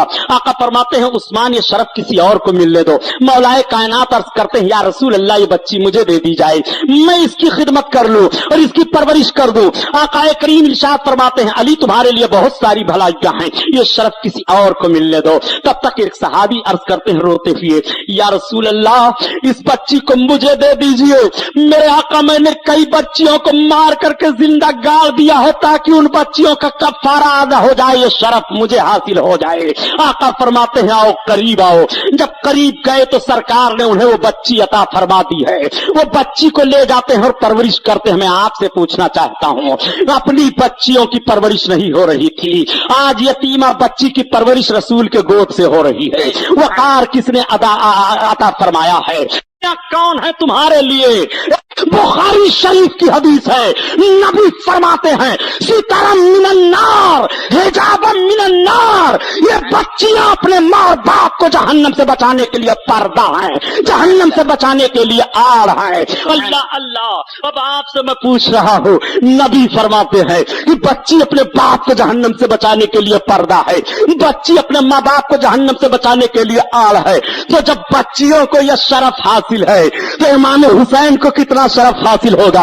क्या नवासे रसूल जहन्नम से आजादी के लिए नहीं है? क्या नवासे रसूल तुम्हें जन्नत जन्नत नहीं दिला सकते हैं। अरे प्यारे सुनो, जब बच्चियां अपने माँ बाप के लिए जन्नत का जरिया है, पर्दा है जहन्नम से बचाने के लिए, तो जिन बच्चियों को ये वकार मिला है उस रसूल हाशमी का हाल क्या होगा, नबी कौनैन का सल्लल्लाहु अलैहि वसल्लम का करीमाना हाल क्या होगा। आओ मेरे आका जब ये इरशाद फरमाते हैं तो बच्चियां मुस्कुरा पड़ती हैं। अब वही बच्चियां जो मारी जा रही हैं, माओ के गोद में उनकी परवरिश हो रही है, बाप का प्यारो मोहब्बत पा रही है, और जब होश संभालती हैं तो अपने माओ जिस रसूल ने हमें जिंदगी अता की है, ए माँ हमें उस रसूल की जियारत करा दो जिस रसूल ने ऐलान किया है कि बच्चियां अपने माँ बाप की बख्शिश के लिए जहन्नम से आड़ हैं। नबी कौनैन सल्लल्लाहु ताला अलैहि वसल्लम पर कुर्बान जाओ। आका किस तरह से बच्चियों का वकार बयान फरमा रहे हैं और किस तरह से नबी कौनैन इज्जत अता फरमा रहे हैं। ये तो बच्चियों का मामला है। बच्ची पैदा हो तो रहमत इलाही का जरिया है, बच्ची घर में पैदा हो तो माँ बाप को जहन्नम से बचाने के लिए आड़ है। बच्ची पैदा होती है तो रब के महबूब फरमाते हैं खैर बरकत नाजिल होती है। यही वजह है कि नबी कौनैन फरमाते हैं कि अगर तुम्हारे पास बच्चे और बच्चियां दोनों हैं और तुम कोई तोहफा लाओ तो सबसे पहले बच्ची को तोहफा दो, सबसे पहले तुम्हारे घर की बच्चियां पाएं, फिर अपने बच्चों को तोहफा दो। देखो सरकार ने किस तरह से बच्चों पर बच्ची की फजीलत को बयान कर दिया है। आपका लख्ते जिगर आपके सामने मौजूद है, बुढ़ापे में यही आपका सहारा बनेगा। बच्ची तो दूसरे के घर दौलत बन करके चली जाएगी, लेकिन नबी ने किस तरह से बच्चियों को सराहा है। आका फरमाते हैं तुम तोहफा पेश करो तो सबसे पहले बच्ची को पेश कर दिया करो, उसका दिल न टूटने पाए। जिन बच्चियों को मनहूस समझा जाता था और बाप चेहरा देखने के लिए गवारा नहीं करता था, उन बच्चियों के ताल्लुक से नबी फरमाते हैं सबसे पहले तोहफा उन्हें पेश कर दिया जाए, सबसे पहले उनका दिल रखा जाए। नबी कौनैन ने और कौन सी इज्जत अता फरमाई है, जरा देखो। ये बच्ची हैं, अपने माँ बाप को जहन्नम से बचाने के लिए आड़ है, जहन्नम से बचाने के लिए पर्दा है। कैसे जहन्नम से बचाने के लिए आड़ और पर्दा होती है, एक वाकया अर्ज करता चलो, दरूद पाक पढ़ लो ताकि ईमान ताजा हो जाए। अल्लाहुम्मा सल्ली अला सय्यदना मौलाना मुहम्मदिन मादनिल जूद वल करम व अला आलिहि व बारिक वसल्लिम सलातो सलाम अलैका या रसूल अल्लाह। आजकल के बच्चियों के हालात को भी अपने निगाहों के सामने आप रखते चलिए। यही हज का महीना जो गुजर गया है, तारीख इस्लाम में ये बात मौजूद है। हजरत अब्दुल्ला इब्न मुबारक रज़ी अल्लाह ताला अन्हु एक अल्लाह के बड़े नेक बंदे हैं, वो हज करने के लिए अपने पूरे काफिला के साथ हज के महीने में जा रहे थे। पहले का दस्तूर ये था कि लोग काफिला बना करके हज करने के लिए जाया करते थे। आज की तरह से नई सवारियां नहीं थी, ये उड़ने वाला जहाज नहीं था कि जिसकी बुनियाद पर 1 घंटे में मक्का शरीफ या मदीना तैयबा पहुंच जाया जाए, बल्कि महीनों महीना चलना पड़ता था। लोग काफिला की शक्ल में चलते रहते थे। हजरत अब्दुल्ला इब्न मुबारक बयान करते हैं कि हम भी अपने पूरे काफिला के साथ हज करने के लिए गए। जब मक्का शरीफ सिर्फ 2 मंजिल रह गया तो एक मैदान में हम सब लोग ठहरे। रात में ज्यादा लोग चलते थे और दिन में तपिश की बुनियाद पर, धूप की शिद्दत की बुनियाद पर वो कयाम कर लिया करते थे। हजरत अब्दुल्ला इब्न मुबारक कहते हैं कि एक मैदान में हम सब लोग ठहर गए, वहां कुछ लोगों का और काफिला आया ठहर गया। सारे लोगों ने अपना अपना खेमा लगा लिया। धूप बड़ी शिद्दत की फैल रही थी, दोपहर का वक्त था। जरा जहन पर जोर दे करके सोचिएगा कि दोपहर का वक्त है, धूप बड़ी शिद्दत की है। हजरत अब्दुल्ला इब्न मुबारक कहते हैं कि सारे लोग अपने अपने खेमों के अंदर अपने मुंह को छुपाए हुए धूप से बच रहे हैं।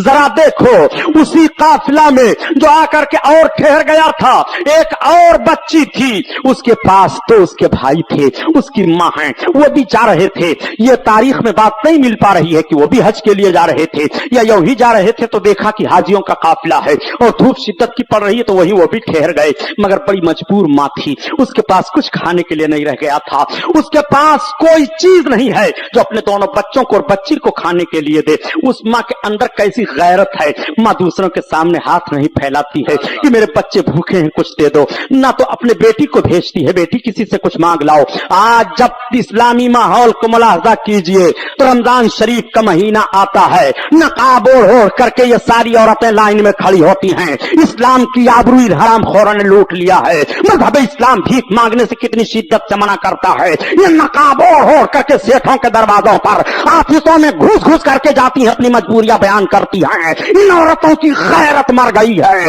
औरत महकूम है, अगर उसकी शादी हो गई है तो सारी जिम्मेदारी उसके शौहर पर है। रब कुरान में बयान फरमाता है अर्रिजालु क़व्वामूना अलन निसा, मर्द औरतों पर हाकिम हैं। जब तुम हाकिम हो और तुम्हारी बीवी तुम्हारी महकूम है तो सारी जिम्मेदारी तुम्हारे ऊपर है, तुम्हारे बच्चों की जिम्मेदारी तुम्हारे ऊपर है, तुम्हारे बच्चों की जिम्मेदारी तुम्हारे ऊपर है, तुम्हारी हथेली को मजबूत किया गया है, तुम्हारे बाजू को मजबूत किया गया है, तुम्हें पसीना बहाने के लिए कहा गया है।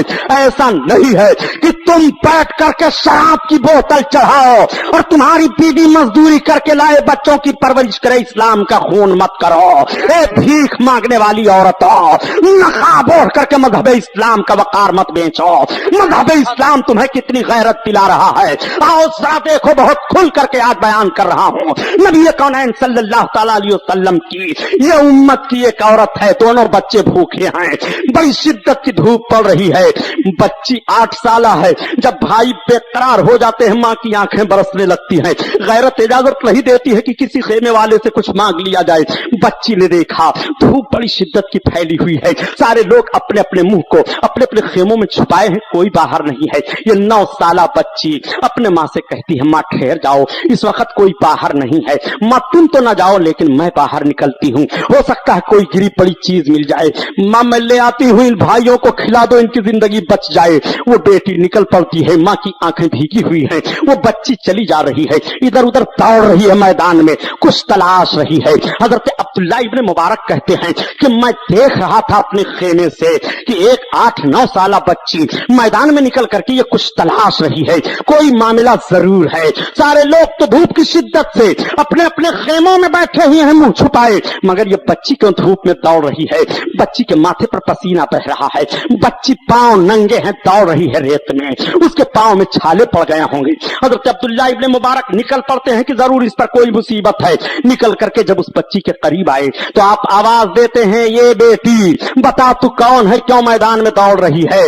उसने पीछे घूम करके देखा, आंखें बरसने लगी, गंभीर आवाज में रुधी हुई आवाज से अर्ज करती है, या शेख मुझको मेरी हालत पर छोड़ दीजिए। हजरत अब्दुल्ला इब्ने मुबारक कहते हैं बेटी बता दे, आखिर सारे लोग तो अपने अपने खेमों में हैं, तू मैदान में क्यों दौड़ रही है? बेटी ठहर जाती है, आंखों से आंसू बरस रहे हैं। हजरत अब्दुल्ला इब्ने मुबारक कहते हैं बेटी बच्चा बता तो दे। तब तक उस बच्ची ने अपने दामन में कुछ उठा करके रखा था, दामन को छोड़ दिया, दामन का छोड़ना था, दुपट्टे को अपने सर पर संभाला, नीचे एक मरा हुआ परिंदा गिर पड़ता है। हजरत अब्दुल्ला इब्ने मुबारक करीब खड़े हो जाते हैं, पूछते हैं बेटी ये क्या मामला है, ये गिरा हुआ परिंदा, मरा हुआ परिंदा तुमने क्यों अपने दामन में रखा था?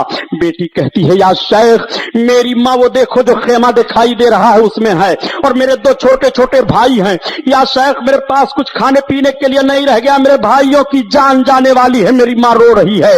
गैरत इजाजत नहीं दी रही है कि किसी के सामने भीख मांगी जाए। मैंने अपनी माँ से कहा मैं निकल करके देखती हूँ, अगर कोई गिरी पड़ी चीज मिल जाए तो लाती हूँ। यही मरा हुआ परिंदा था, मैंने उठा लिया, अब इसको ले जाती मैं भूल करके अपने भाइयों को माँ को देती ताकि उनकी जान बच जाए। जान बचाने के लिए जो चीज हराम है इतनी मिकदार में कि जितनी मिकदार में जान बच जाए, शरीयत इजाजत दे रही है कि जान बचा लो इतनी मिकदार से। ये बात नहीं है कि जान बचाने के लिए तुम शराब पीते चले जाओ पेट भर, माज़अल्लाह रब्बिल आलमीन, नहीं। आक़ाए करीम सल्लल्लाहु तआला अलैहि वसल्लम की उम्मत की उस औरत का हाल देखो, उस बच्ची का हाल देखो। हजरत अब्दुल्ला इब्ने मुबारक उस बच्ची को कहते हैं, उनकी भी आंखें भीग जाती हैं, आओ बेटी मेरे पीछे पीछे आ जाओ, तुम छोड़ दो इस परिंदे को ना उठाओ। बच्ची चली आ रही है। हजरत अब्दुल्ला इब्ने मुबारक आए, अपने पूरे काफिला वालों को जमा किया और कहा एक काफिला वालों, मक्का शरीफ तो मंजिल और रह गया है, मैं तुमसे कहता हूं देखो हम सब हज करने के लिए चल रहे हैं, मगर ये 9 साल बच्ची है, इसकी माँ भूखी है, इसके दोनों भाई भूखे हैं, ये बच्ची खुद भूखी है। ए मेरे साथियों, तुम अपनी जरूरत भर के लिए अपने पास दिरहम रख लो, और अगर फाजिल दिरहम हो तो मुझे दे दो। तो सारे काफिला वालों ने जब फाजिल दिरहम इकट्ठा किया तो 10,000 दिरहम हुए। हजरत अब्दुल्ला ने उन दिरहमों को उस बच्ची के आंचल में रखा दुपट्टे में, और उसके बाद आपने खाने पीने की चीजों को रखा, फरमाया बेटी तू ले जा, अपनी माँ को दे दे। जब बेटी लेकर के जाती है तो माँ के हाथ उठ गए, ए परवरदिगार ये हाजियों का काफिला है, मौला भूखे को इन्होंने मदद की है, परवरदिगार इनके हज को कबूल फरमा ले। हजरत अब्दुल्ला इब्ने मुबारक खेमे में सो गए, आंख लग गई तो देखते क्या हैं कि नबी कौनैन की जियारत हो रही है। आका इरशाद है जिनके हज को रब ताला ने एक भूखी औरत की दुआ पर कबूल फरमा लिया है। अल्लाह अल्लाह, हजरत अब्दुल्ला इब्ने मुबारक की आंखें खुल गई। अभी मक्का में खाने काबा का तवाफ नहीं हुआ, मिना में कुर्बानी नहीं हुई है, मुज़दलिफा में ठहरे नहीं हैं, अरफात में गए नहीं हैं, मगर हज की कबूलियत की बशारत रब के महबूब से मिल रही है।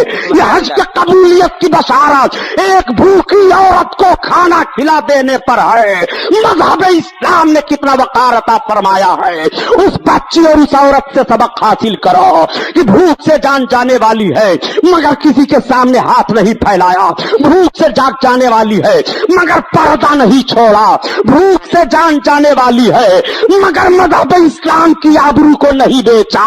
कलमा पढ़ते हुए ये औरतें कैसे मज़हब इस्लाम की आबरू को बेच रही हैं। खुदा की कसम, औरतों को जो मर्तबा और जो इज्जत रसूल हाशमी ने अता कर दिया है नबी कौनैन ने, औरतों को तो कुर्बान हो जाना चाहिए। यही औरतें हैं जो नंगी की जा रही थी, यही औरतें हैं जो मारी जा रही थी। क्या तारीख का वो वर्क आपको याद नहीं होगा कि जब मेरे सरकार सल्लल्लाहु अलैहि वसल्लम ऐलान नबूवत से पहले मक्का की सरजमीन पर एक गली में गुजर रहे थे, एक नौजवान अपनी औरत को पीट रहा था, वो औरत चीख रही थी। नबी कौनैन ने इरशाद फरमाया, खबरदार इस औरत को मत मारो, तुम भी और तुम मर्द हो, ये औरत है, ये तुम्हारी महकूम है और तुम इसको मारते हो। उसने सरकार का चेहरा देखा, कहा, ए मोहम्मद, तुम्हारे अमानत और सदाकत की कसम है, अगर तुम ना आ गए होते तो आज मैंने तहैया कर लिया था कि अपनी औरत को मार मार करके इसकी हड्डियां पिसलियां तोड़ दूंगा।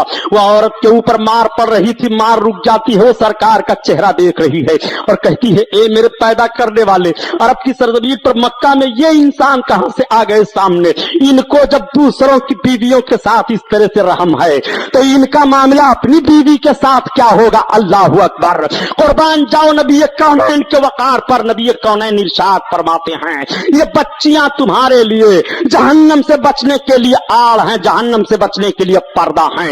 ये तो बच्ची का मामला है कि जब बच्ची है तो माँ बाप को बख्शिश कराने के लिए आड़ है, जहन्नम से बचाने के लिए आड़ है। लेकिन यही बच्ची जब औरत बन जाती है तब जरा देखो मेरे आका क्या इरशाद फरमाते हैं। जब ये औरत की मंजिल में पहुंचती है, इसकी शादी हो जाती है तो आका करीम इरशाद फरमाते हैं, मताउ दुनिया इमरातुन सालिहा, दुनिया की बेहतरीन पूंजी नेक और फरमाबरदार औरत है। इसीलिए मौलाना रूम अलैहि रहमा फरमाते हैं कि अल्लाह के हबीब सल्लल्लाहु अलैहि वसल्लम के फरमान पर गौर करो कि इमरातुद दुनिया मताउ दुनिया इमरातुन सालिहा, दुनिया की बेहतरीन दौलत नेक और फरमाबरदार औरत है। तो जब दुनिया की बेहतरीन पूंजी नेक और फरमाबरदार औरत है तो अगर औरत नेक है और शौहर गरीब है तो औरत अपने गरीब शौहर को बादशाह बना देती है, और अगर औरत नेक नहीं है और शौहर बादशाह है तो उस औरत की नहूसत से वो शौहर जो बादशाह है गुर्बत और अफलास का मारा हो जाया करता है। आका करीम सल्लल्लाहु अलैहि वसल्लम इरशाद फरमाते हैं कि जब शौहर और बीवी दोनों मुस्कुरा करके मिलते हैं तो अल्लाह ताला उनकी बख्शिश फरमा देता है। अब आप जरा कुर्बान जाइए, यही औरत है जो मारी जा रही थी, लेकिन अगर इसने अपने शौहर को खुश किया और मुस्कुरा करके दोनों की मुलाकात हो रही है तो बख्शिश का परवाना मिल रहा है, नजात की जमानत मिल रही है। यही औरत है, जब औरत है तो अपने शौहर के बख्शिश का जरिया बन जाती है, बच्ची है तो माँ बाप के बख्शिश का जरिया बनती है, और औरत बनी तो शौहर के बख्शिश का जरिया बन गई। और यही औरत जब औलाद वाली हो जाती है, इसकी गोद में बच्चा आ जाता है, तब नबी कौनैन का फरमान सुनो। आका इरशाद फरमाते हैं कि तुम्हारे माओ के कदम के नीचे जन्नत है, तुम्हारे माओ के कदम के नीचे जन्नत है। जरा इन तीनों हैसियतों को मुलाहजा फरमाइए। ये बच्ची है तो माँ बाप के लिए बख्शिश का जरिया है, और औरत बनी तो शौहर के लिए बख्शिश का जरिया है, और जब माँ बनी तो औलादों के लिए बख्शिश का जरिया है। और बख्शिश का जरिया ही नहीं बल्कि आका फरमाते हैं तुम्हारे माओ के कदम के नीचे जन्नत है। जब जन्नत माओ के कदम के नीचे है तो इसी बुनियाद तो हम कहा करते हैं कि फिर रसूलुल्लाह सल्लल्लाहु अलैहि वसल्लम जिसके सदक़े में माओ को ये इज्जत मिली है उस रसूल के कदम का हाल क्या होगा। इसीलिए तो आला हज़रत अज़ीमुल बरकत फरमाते हैं कि तुझको और जन्नत से क्या मतलब मुनाफिक दूर हो, और हम रसूलुल्लाह के जन्नत रसूलुल्लाह की। नारे तकबीर, नारे रिसालत, मजहब इस्लाम, मसलक आला हजरत अल्लामा सुबहानी साहब किबला। हम रसूलुल्लाह के जन्नत रसूलुल्लाह की। नबी कौनैन के इख्तियार पर एतराज करने वालों, सोचो तुम्हारे माओ के कदम के नीचे जन्नत है। और जरा माएं भी सोच लें कि इनके कदम के नीचे जन्नत है। ये सिनेमा देखने जा रही हैं, इनके कदम के नीचे जन्नत है। ये रेडियो सुन रही हैं, इनके कदम के नीचे जन्नत है। ये न जाने क्या कर रही हैं, इनके कदम के नीचे जन्नत है। रोड पर शौहरों से लड़ती दिखाई दे रही हैं, इनके कदम के नीचे जन्नत है। थोड़ा सा मिजाज में फर्क आ गया तो दिन भर गाली बकती हैं, इनके कदम के नीचे जन्नत है। जरा ये अपने कदम को देखें। जब माओ के कदम को शरीयत ने इज्जत दे दी है तो माँ के हाथ का इज्जत का हाल क्या होगा, माँ के चेहरे की इज्जत का हाल क्या होगा। यही वजह तो है कि आका इरशाद फरमाते हैं, जो बच्चा सवेरे सवेरे अपने माँ बाप का चेहरा देख लेता है, रब ताला उसकी रोजी बढ़ा देता है। सुभान अल्लाह। अपने माँ बाप का चेहरा मोहब्बत से देखा करो। माँ के कदम के नीचे जन्नत है। नबी कौनैन इरशाद फरमाते हैं, जो अपने माँ बाप का चेहरा मोहब्बत से देखता है उससे हज मबरूर का सवाब मिलता है। सुभान अल्लाह। जो अपने माँ बाप का चेहरा मोहब्बत से देखता है रहमत इलाही मचल जाती है।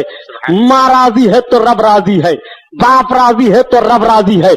नबी इरशाद फरमाते हैं कि रब की रजा माँ और बाप की रजा में है, रब की खुशी माँ और बाप की खुशी में है। अब आप जरा सोचो, यही औरत है, ये अपने शौहर से खुश हो जाए तो उसके लिए बख्शिश का जरिया है, अपनी औलाद से खुश हो जाए तो औलाद के लिए बख्शिश का जरिया है, अपने माँ बाप की परवरिश में है तो माँ बाप के लिए बख्शिश का जरिया है। कैसी इज्जत मजहब इस्लाम ने दी है। मजहब इस्लाम पर एतराज करते हो कि मजहब इस्लाम ने तो पर्दे की चार दीवारी में औरतों को मुक़य्यद करके रख दिया है। प्यारे सुनो, औरतों को पर्दे की चार दीवारी में मुक़य्यद नहीं किया है, बल्कि औरतों की आबरू को इस्लाम ने बचा ली है। आओ सुनो सुनो, यही औरतें तो हैं। औरतों ने अल्लाह के हबीब सल्लल्लाहु अलैहि वसल्लम की बारगाह में एक फरियाद पेश की थी, या रसूल अल्लाह, हमारे शौहर मैदान जंग में जाते हैं और मैदान जंग में जाकर के वो इस्लाम के मुखालफीन से जंग करते हैं, शहादत उन्हें नसीब होती है, उनकी गर्दनें कट जाती हैं तलवारों से, दुश्मन के घोड़े दौड़ जाया करते हैं। या रसूल अल्लाह, उन्हें क्या मिलता है? आका फरमाते हैं उन्हें शहादत का दर्जा मिलता है। या रसूल अल्लाह, शहीद की कितनी फजीलतें हैं? मेरे आका बयान फरमा देते हैं कि शहीद जब जन्नत में जाएगा और अल्लाह ताला इरशाद फरमाएगा, मेरे शहीद बंदे जन्नत में तेरे लिए हर चीज है, तो शहीद अर्ज करेगा, ए परवरदिगार, हमारे लिए सारी चीजें तो हैं, मगर जन्नत में वो मजा मैं नहीं पा रहा हूं जो मैं दुनिया में तेरे दुश्मनों के साथ लड़ने में मजा पा रहा था और मेरी गर्दन पर तलवार चल रही थी, वो मजा मुझे नहीं मिल रहा है। अल्लाह अल्लाह। आका करीम सल्लल्लाहु अलैहि वसल्लम के फरमान पर औरतें अर्ज करती हैं, या रसूल अल्लाह, फिर हम औरतों को इजाजत दी जाए, हम भी मैदान जंग में चलें, हम भी इस्लाम के दुश्मनों के मुकाबले में तलवारें चलाएं, हमारी भी गर्दन कटे, हमारे भी जिस्म पर घोड़े दुश्मनों के दौड़ें, तो हमें भी वो दर्जा मिलेगा। आका फरमाते हैं, नहीं, मज़हब इस्लाम इसकी इजाजत तुम्हें नहीं देता है। औरत मैदान जंग में जाकर के तलवार चलाने के लिए नहीं है। औरतों ने अर्ज किया, या रसूल अल्लाह, तो फिर मेरा दर्जा कम हुआ कि नहीं? हमें शहादत के सवाब से महरूम किया गया कि नहीं? आका फरमाते हैं, नहीं, तुम शहादत के सवाब से महरूम नहीं हो, बल्कि औरतों सुनो, तुम अपने मकान की चार दीवारी में रह करके अपने शौहरों की अमानतों की हिफाजत करो, तुम्हें वही सवाब मिलेगा जो तुम्हारे शौहरों को तलवार की छांव में मिलता है। औरतों ने अर्ज किया, या रसूल अल्लाह, अमानत क्या है? आका फरमाते हैं, औरत का सारा वजूद उसके शौहर के लिए अमानत है। औरत अपने इज्जत की हिफाजत करे, अपने वकार की हिफाजत करे, जो सवाब उसके शौहर को मैदान जंग में तलवार चलाते वक्त है, वही सवाब उसकी औरत को उसके घर में मिल रहा है। सुभान अल्लाह, सुभान अल्लाह। जरा गौर फरमाइए कितनी इज्जत मजहब इस्लाम ने अता की है। पर्दे की चार दीवारी में मुक़य्यद किया गया है। औरतों को औरत बना करके रखो। बताऊं इस्लाम क्या कह रहा है औरतों के बारे में? उठाओ कुरान तिलावत करो। रब ताला इरशाद फरमाता है कि औरतें तुम्हारे लिए लिबास हैं और तुम औरतों के लिए लिबास हो। कुरान की आयत करीमा लिबास, उन्ना लिबासुल लकुम व लकुम लिबास, तुम लिबासुल लहुन्ना। हाँ, औरतें तुम्हारे लिए लिबास हैं और तुम औरतों के लिए लिबास हो। लिबास तो समझते हो ना, में लिबास उतर जाए तो आदमी नंगा हो जाए, लिबास ना रहे तो आदमी की इज्जत क्या होगी। कोई आदमी अगर लिबास उतार करके कापड़िया नगर के उस गेट से वहां तक दौड़े तो सब कहेंगे पागल हो गया, कहेंगे कि नहीं। तो जिस्म का लिबास उतर जाए तो पागल करार दे दिया जाता है, दीवाना उसे कहा जाता है, उसकी तरफ कोई निगाह उठाकर देखता नहीं है। तो रब फरमाता है कुरान में कि तुम औरतों के लिए लिबास हो। जरा गौर तो फरमाइए कैसा कानून दिया गया है, तुम औरतों के लिए लिबास हो, लिबास। अगर तुम्हारे जिस्म का लिबास उतर जाए तो नंगा हो जाओगे। लिबास जितना ही अच्छा होता है उसके जिस्म की जीनत उतनी ही बढ़ जाती है। मगर अब तो लिबास का हाल अजीब अजीब तरह है साहब, पता ही नहीं चलता है, पीछे से देख लो तो पता ही नहीं चलता ये लड़की है कि लड़का है। नौजवान बुरा ना मानेंगे, अपने लिबास पर जरा गौर फरमाइए। लिबास है पेशाब लग जाए तो ये सोच ही नहीं पाते हैं झुककर पेशाब करूं कि खड़े होकर करूं कि बैठकर करूं।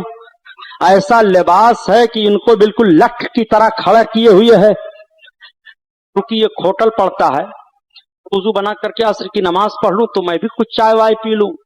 तो वुजू बनाया, असर की नमाज अदा किया और जब चाय पीने के लिए गया तो जब मैं वुजू बना रहा था नल पर तो बस से जितने लोग उतरे सब बिल्कुल लंका की तरफ मुंह किए हैं, सबकी नलियां खुली हुई हैं।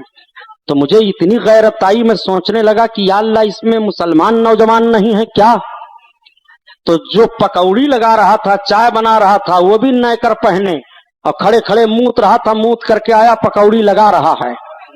तो इतनी घिन पैदा हुई, उसी तारीख से आज तक मेरी हिम्मत नहीं होती है कि कहीं बस से उतरने के बाद ऐसे होटलों पर चाय पी लूं। ये सफाई है? आका इरशाद फरमाते हैं तुम हालत तहारते फैना यूशा अलैकर रिज्क, तुम हमेशा पाको साफ रहा करो, तुम पर तुम्हारी रोजी बढ़ा दी जाएगी। सुभान अल्लाह, सुभान जरा गौर करो, कुरान में रब का बयान है औरतों के लिए लिबास तुम हो। अगर औरतें तुम्हारी जिम्मेदारी से हट करके काम कर रही हैं तो लिबास रह गए हो उनके लिए। कोई आदमी चाहता है कि मेरे जिस्म का लिबास उतर जाए, मैं नंगा दिखाई दूं, तो जब तुम औरतों के लिए लिबास हो तो तुम्हारी औरतें बेहयाई के मंजिल में क्यों जा रही हैं, उनको खुली छूट क्यों दे रहे हो। सबसे पहले कयामत के दिन जब औरतों शौहर के ताल्लुक से हिसाब किताब होगा तो औरतों के मामलात में उसके शौहर से पूछोगछ होगी। बहुत गौर से सुनो, नबी कौनैन सल्लल्लाहु अलैहि वसल्लम की एक बीबी हजरत उम्मे सलमा हैं। सारी दुनिया की नेक औरतों की नेकियां एक तराजू में रख दी जाएं और उम्मुल मोमिनीन हजरत उम्मे सलमा की एक नेकी एक तरफ रख दी जाए, क्या कोई बराबरी कर सकता है? बहुत गौर से सुन लो, नबी की बीवी तमाम मोमिनों की मां है। बेशक यही वजह है कि नबी के वसाल के बाद नबी की बीवी से किसी का निकाह नहीं, बेशक वो किसी से निकाह नहीं कर सकती हैं। नबी की बीवी तमाम मोमिनों की मां है और मां को अपने औलाद से कोई पर्दा होता है। लेकिन आओ जरा देखो उम्मत को कानून किस तरह से नबी कौनैन अता फरमा रहे हैं। मेरे आका तशरीफ फरमा है, सरकार की बीवी हजरत उम्मे सलमा सरकार के पास बैठी हैं। तब तक एक नाबीना सहाबी हजरत अब्दुल्ला इब्ने उम्मे मक्तूम टटोलते हुए सरकार की तरफ आ रहे हैं। आका की निगाहे अकदस उठ जाती है। सरकार मुलाहजा फरमाते हैं कि अब्दुल्ला इब्ने उम्मे मक्तूम आ रहे हैं। आका इरशाद फरमाते हैं उम्मे सलमा तुम पर्दा में हो जाओ। तो सरकार की बीबी उम्मे सलमा अर्ज करती हैं या रसूल अल्लाह, वो तो आ रहे हैं, वो तो नाबीना हैं, वो तो मुझे नहीं देखते हैं। आका इरशाद फरमाते हैं उम्मे सलमा तुम तो देखती हो। जरा गौर फरमाओ, नबी ने अपनी बीवी को उम्मत से पर्दा के लिए कितना सख्त हुक्म दिया है, हालांकि नबी की बीवी मोमिनों की मां है, और तुम कैसे बेगैरत हो गए हो कि तुम्हारी शौहर, तुम्हारी औरतें तुम्हारे सामने बेपर्दा घूम रही हैं, तुम्हें गैरत नहीं आती है। जिस शौहर का की औरत बेपर्दा घूमे उसके रोजी की बरकत खत्म कर दी जाती है, वो परेशान हाल दिखाई देता है, उसको जिंदगी में सुकून नहीं मिलता है, इसलिए कि जिसका लिबास उतर जाता है उसके जिस्म को सुकून नहीं है, उसके जिस्म के लिए जीनत नहीं है, उसके जिस्म के लिए आराइश नहीं है। और जब तुम औरतों के लिए लिबास हो और तुमने लिबास उतार दिया तो बेहयाई का सारा मंजर आपके सामने आ गया। औरतें सुने, सिर्फ शौहर ही उनके लिए लिबास नहीं है, वो भी शौहरों के लिए लिबास है। बेशक औरत भी अपने शौहर के लिए लिबास है। एक साहब ने मुझसे सवाल किया कि सबसे ज्यादा आजादी तो औरतों के लिए है कि वो गैर शादीशुदा रहें, तो हमने कहा अगर आपके वहां यही है कि औरत नंगी रहे तो नंगी रखिए। कहा सुभानी साहब मामला, हमने कहा हमारा रब कुरान में बयान फरमाता है कि शौहर औरत के लिए लिबास है, औरत शौहर के लिए लिबास है। अगर कोई औरत ये मिजाज बना ले कि मुझे शादी नहीं करनी है, मुझको शादी से नफरत है, तो कुरान के हुक्म से उसको इशारा मिल रहा है कि वो नंगी है, उसके शौहर है ही नहीं, वो किसी के लिए लिबास नहीं है, ना उसके लिए कोई लिबास है। तो बताओ नंगी हो गई कि नहीं जिसके लिए लिबास ही ना हो। तो शौहर के लिए औरत लिबास है। औरत किस तरह से शौहर के लिए लिबास है? औरत अपने आप को इस तरह से अपने शौहर के सामने पेश करे कि शौहर का दिल खुश हो और शौहर के ज़हन फिक्र में किसी तरफ से कोई और ख्याल न पैदा होने पाए। आकाए करीम सल्लल्लाहु अलैहि वसल्लम ने कितना हसीन और जमील खूबसूरत जिंदगी का तरीका अता फरमाया है। औरतें भी सुन लें, अगर ये बेहयाई और बेपर्दगी के आलम में रही तो नबी कौनैन फरमाते हैं कि जो औरत मर्द की शक्ल इख्तियार करे वो मलऊना है। बेशक नबी कौनैन सल्लल्लाहु अलैहि वसल्लम जब मेराज शरीफ में तशरीफ ले गए और आपने जन्नत और दोज़ख का मुआयना फरमाया तो देखा कि दोज़ख में औरतें ज्यादा हैं।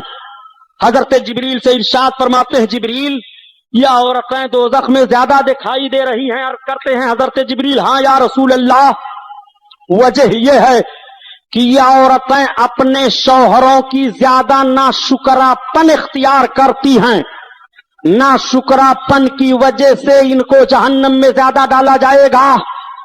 हदीस पाक है मिशकात शरीफ में, हदीस के अल्फाज का तर्जमा मैं अर्ज करता हूं। शौहर इनके साथ जिंदगी भर भलाई करता रहे, अगर कुछ मिजाज के खिलाफ हुआ तो तलाक से इनकी जबान पर जुमला आ जाता है कि जब से मैं तुम्हारे घर आई तुम्हारे साथ मेरा रिश्ता हुआ मुझे सुकून नहीं मिला, मेरी जिंदगी जहन्नम हो गई। ये औरत अपने शौहर के लिए कह देती है। अगर कोई औरत अपने शौहर के किसी मिजाज के ताल्लुक से ये बात कहे तो अपने आप को फैसला कर ले हदीस की रोशनी में। और मेरे आका ने क्या फरमाया? आका फरमाते हैं कोई औरत अगर इस बुनियाद पर बंद समर करके आती है कि ताकि लोग उसकी तरफ देखें और वो चौराहे पर खड़ी होती है, आका फरमाते हैं वो जानिया है। कुर्बान जाओ नबी के फरमान पर। औरत का सारा बनाव सिगार सब उसके शौहर के लिए है। बेशक औरत का बनाव सिगार दूसरे मर्दों के लिए नहीं है। नबी फरमाते हैं जो इस तरह की हरकत करे वो जानिया है और जानी और जानिया की सजा जहन्नम है। बेशक आओ देखो कुरान मेरा बयान फरमाता है अर्रिजालु कव्वामूना अलन्निसा, मर्द औरतों पर हाकिम हैं। मगर अब तो हाल यह है कि हुकूमत इनकी चल रही है और होम मिनिस्टर यही करार दी जाती हैं। अगर होम मिनिस्टर के खिलाफ आपने कुछ कर दिया तो ना आपकी खैरियत ना आपके बच्चों की खैरियत। ये कभी कभी खुद गले में फांसी लगाकर मर जाती हैं, बच्चों को भी मार डालती हैं। औरतों को सब्र से काम लेना चाहिए और अगर कुछ औरतें इस तरह से मिजाज की तेजी में हों तो शौहरों को भी चाहिए कि वो सब्र करें। आकाए करीम सल्लल्लाहु अलैहि वसल्लम ने अरफात के मैदान में जो आखिरी खुतबा दिया था, आका ने इरशाद फरमाया था 1,24,000 कमोबेश सहाबा हैं। नबी कौनैन इरशाद फरमाते हैं, ए मेरे सहाबियों, मैं तुम सबको तुम्हारी बीवियों के ताल्लुक से डराता हूं रब से। तुम अपने बीवियों के साथ हुस्ने सुलूक से पेश आना, हुस्ने सुलूक से पेश आना, हुस्ने सुलूक से पेश आना। नबी कौनैन ने अरफात के मैदान में आखिरी खुतबा जो दिया था औरतों के मुताल्लिक सरकार ये इरशाद फरमा रहे हैं। जिस नबी ने औरतों को इतनी इज्जत दे दी है, उन औरतों को सोचो नबी के कानून के खिलाफ कितना कर रही हैं। ये कितना नमाज पढ़ रही हैं, कितनी तिलावत कर रही हैं। इन पर जरा आप निगाह डालिए और इनकी हरकतों को देखिए। ये आज की औरतें हैं जिनकी हरकतें और बरकतें आपके सामने हैं। लेकिन जिस बरेली शरीफ का नाम अभी मैंने पहले लिया, उसी बरेली शरीफ में एक खातून का वाकया सुनिए। बरेली शरीफ में एक मजार है, जिस मजार साहिब मजार का नाम है हजरत दाना शाह वली। दाना शाह वली का मजार आज भी मर्जे खलाइक है। हजरत दाना शाह वली साहिब मजाजीब थे। दरियाए गंगा के किनारे वो बैठे रहा करते थे। आज तो ये हाल है कि जो नमाज नहीं पढ़ता वो भी कहता मैं बहुत बड़ा पीर हूं। नजराना ठोंसते जाओ जेब में, बहुत बड़े पीर हैं। औरतों से पैर दबावें, बहुत बड़े पीर हैं। औरतें जाएं तो इनके कदम पर सजदे की तरह झुक करके इनका कदम चूमें और या औरतों के पीठ को ठोंकें, ये बहुत बड़े पीर हैं। इनकी हरकतें जरा देखिए। सुनो, हजरत दाना शाह वली बैठे हैं दरियाए गंगा के किनारे। कहत पड़ गया था, बारिश नहीं हो रही थी। तो जब बारिश ना हो, सूखा पड़ जाए, तो इस्लाम का कानून है कि मुसलमान मैदान में निकल करके 2 रकात नमाज अदा करें, अपने गुनाहों से तौबा करें, रब की बारगाह में माफी मांगें। रब का करम होगा, बारिश हो जाएगी। बरेली शरीफ के मुसलमान निकल करके 2 रकात नमाज इस्तिस्का अदा करते हैं, दुआ मांगते हैं। बादल छा गया, थोड़ी देर के बाद खत्म हो गया, बारिश नहीं हुई। तो कुछ लोग आए तो कहा, सुनो, हम लोग दरियाए गंगा के किनारे से आ रहे थे, जो अल्लाह वाले दाना शाह वली बैठे हुए हैं। बादल छा गया तो अब हम लोग ये नहीं समझ पाए कि वो बादल के लिए सोंटा उठाए हैं कि किस चीज के लिए, लेकिन वो अपना सोंटा उठा करके घुमा रहे थे। तो लोगों ने कहा, हो ना हो बस करो, इसी वजह से बारिश नहीं हुई। अब दूसरे दिन फिर सब निकले नमाज पढ़ने के लिए। गए, नमाज पढ़े, दुआ मांगते हैं, बादल छा गया। मगर कुछ लोग थे जो सोचने लगे, चलो देखा जाए सही है वाकया कि नहीं। जैसे हमारे तौकीर बाबू हैं, ये भी कभी कभी किसी चीज को आजमाने लगते हैं कि देखा जाए है कि नहीं। तो ऐसे थे कुछ नौजवान बरेली में। वो चले गए दरियाए गंगा के किनारे और सब नमाज पढ़ करके दुआ मांग रहे हैं। बादल छा गया, दाना बाबा का सोंटा उठा है, वो घुमा रहे हैं, बादल छंट रहा है। तब तक बोल पड़े, ए बाबा, ये क्या कर रहे हो, बारिश होने दो, बारिश। अल्लाह का वली, अल्लाह अकबर, दीवाने की नजरों को जहां देख रहा है और दीवाना खुदा जाने कहां देख रहा है। उन्होंने कहा, हट जाओ, हट जाओ, मेरी कुटी बह जाएगी तो कौन बना देगा। अल्लाह अकबर। अब लोगों को यकीन हो गया, बस करो, इनके सोंटे का मामला है। अरे बाबा मान जाओ, बारिश होने दो। जाकर के लोगों से, बारिश नहीं होगी, रब के महबूब का दीवाना मचला हुआ है।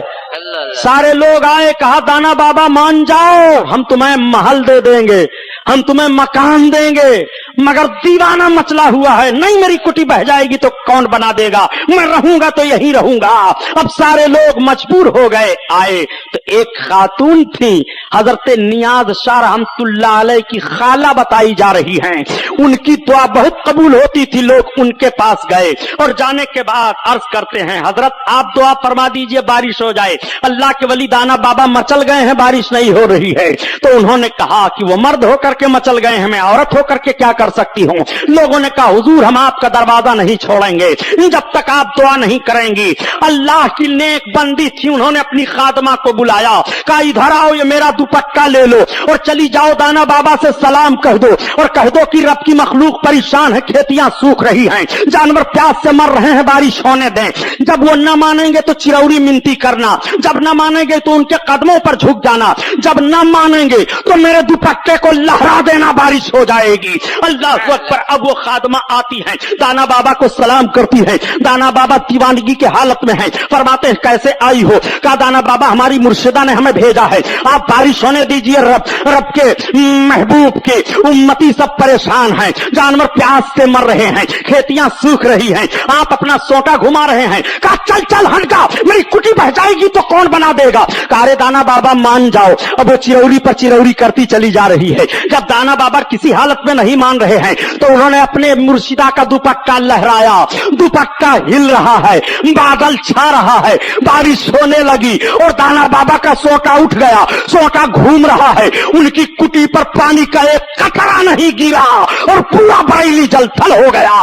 ये कल की औरत का दुपट्टा है कि अगर लहरा दिया जाए तो बारिश हो जाती है, और आज की औरत का दुपट्टा लहरा दिया जाए तो कुर्ला थाने में आपको बंद होना पड़ेगा, पुलिस आपको पकड़ ले जाएगी। आज का दुपट्टा है, वो कल का दुपट्टा था। ये जुमला हालांकि मेरे लिए मुनासिब नहीं, लेकिन क्या करूं प्यारे, दिल से जो बात निकलती है असर रखती है, पर नहीं ताकते परवाज मगर रखती है। इन माँ और बहनों को आप अपने अंडर में रखो। अगर आप बीवी वाले हो तो आपकी जिम्मेदारी है, आपके बच्चियां हैं तो आपकी जिम्मेदारी है, आपके बच्चे हैं तो आपकी जिम्मेदारी है। कुर्बान जाओ पहले की औरतों पर, वो किस तरह से शौहरों की नेक और फर्माबरदार हुआ करती थी और किस तरह से शौहरों के अमानतों की हिफाजत करती थी। हजरत क्या नाम सुल्तान सलाहुद्दीन अय्यूबी रहमतुल्लाह ताला अलैह के एक वजीर थे, इंटेलिजेंस के वो सदर थे, जिनका नाम अली बिन सुफियान है। अली बिन सुफियान जब फौज के साथ जाने लगे खुफिया खबरें लाने के लिए तो उनकी बीवी हामिला थी। अली बिन सुफियान ने अपनी बीवी से कहा कि एक काम करो, ये 20,000 दिरहम मेरे पास हैं, ये तुम रख लो, तुम्हारे खर्चे के अलावा हैं। अगर बच्चा पैदा होगा तो मेरे बच्चे को तुम पढ़ाना लिखाना परवरिश करना और अपने अखराजात के लिए रखना, मैं ज्यादा अरसा के बाद अब वापस आऊंगा। चुनांचे अली बिन सुफियान चले गए। 20 बरस तक इधर उधर जंग के खबरों को बाहर लाते रहे और जब 20 बरस के बाद वो वापस मदीना तैयबा आए तो सबसे पहले मस्जिद नबवी में हाजिरी देते हैं, 2 रकात नमाज अदा करते हैं, अपने आका के रौजा पर सलाम करते हैं और जब अपने घर जाते हैं तो जिस शौहर और बीवी की जुदाई 20 बरस तक रही हो, बताओ उनका हाल क्या होगा। बीवी बूढ़ी हो गई है, गाल पर झुर्रियां पड़ गई हैं, ये भी नकाहत के आलम में हैं, इनके भी बाल सफेद हो गए हैं। जब शौहर बीवी की मुलाकात होती है फूट फूट कर दोनों रोने लगते हैं। आपने जब इत्मीनान की सांस लिया तो अपनी बीवी से पूछा, ये बताओ कि तुम्हें क्या पैदा हुआ था, बच्ची पैदा हुई कि बच्चा पैदा हुआ, और वो मेरी अमानत क्या हुई? तो बीवी ने कहा बच्चा पैदा हुआ। कहा आपने बच्चे को क्या किया? कहा आप अपने बच्चे को जानना चाहते हैं, ये बताइए कि मस्जिद नबवी शरीफ में आपकी हाजिरी हुई है? उन्होंने कहा सबसे पहले मैं सरकार की मस्जिद में गया हूं और मैंने अपने आका की मस्जिद में नमाज अदा की, सरकार को सलाम अर्ज किया हूं। बीवी ने कहा आपने मस्जिद में कुछ देखा है? वो कहते हैं मैंने देखा कि मस्जिद में एक नौजवान मुहद्दिस बैठे हुए हैं और वो सरकार के हदीस का दर्स दे रहे हैं, शागिर्द उनको घेरे हुए हैं। बीवी ने कहा ए मेरे शौहर नामदार, जो 20,000 दिरहम आपने दिया था, जब बच्चा पैदा हुआ तो मैंने उस बच्चे की तालीम पर सब खर्च कर दिया था। वही नौजवान जो मुहद्दिस बन करके बैठा हुआ है वही आपका शहजादा है। हजरत अली बिन सुफियान के शहजादे इतने अजीम मुहद्दिस थे कि मदीना शरीफ में 7 अजीम मुहद्दिस गुजरे हैं। उन 7 अजीम मुहद्दिसों में अब्दुर्रहमान बिन अली बिन सुफियान अजीम शान मुहद्दिस हैं। बाप फिर जाते हैं मस्जिद नबवी में और जब जाते हैं तो कहते हैं इसमें कौन शहजादे अली बिन सुफियान है? तब तक वो मुहद्दिस खड़े हुए, यार शेख क्या बात है, तुम ही हो? कहा मैं ही हूं। कहा मैं तुम्हारा बाप हूं अली बिन सुफियान। तब तक ये दौड़ कर अपने बाप के कदम पर गिर पड़े, बोसा लेते हैं, बाप और बेटे फूट फूट कर रोने लगते हैं, रोज़े रसूल की तरफ अर्ज करते हैं या रसूल अल्लाह अब मेरी मेहनत कबूल हो गई, मैं मैदान जंग में इस्लाम की हिफाजत के लिए तहरीक चलाता रहा और मेरा बेटा मस्जिद नबवी में बैठकर आपके हदीस की दर्स देता रहा। या रसूल अल्लाह इसका अजर हमें यही मिले कि कयामत में जब आप उम्मतियों की शफाअत करें तो उस शफाअत में इस अली बिन सुफियान को दाखिल फरमा ले। अल्लाह अकबर। इसीलिए तो आला हजरत अजीमुल बरकत फरमाते हैं कि वाह क्या जूद करम है शहबतहा तेरा, वाह क्या जूद करम है शहबतहा तेरा, नहीं सुनता ही नहीं मांगने वाला तेरा, मांगने वाला तेरा।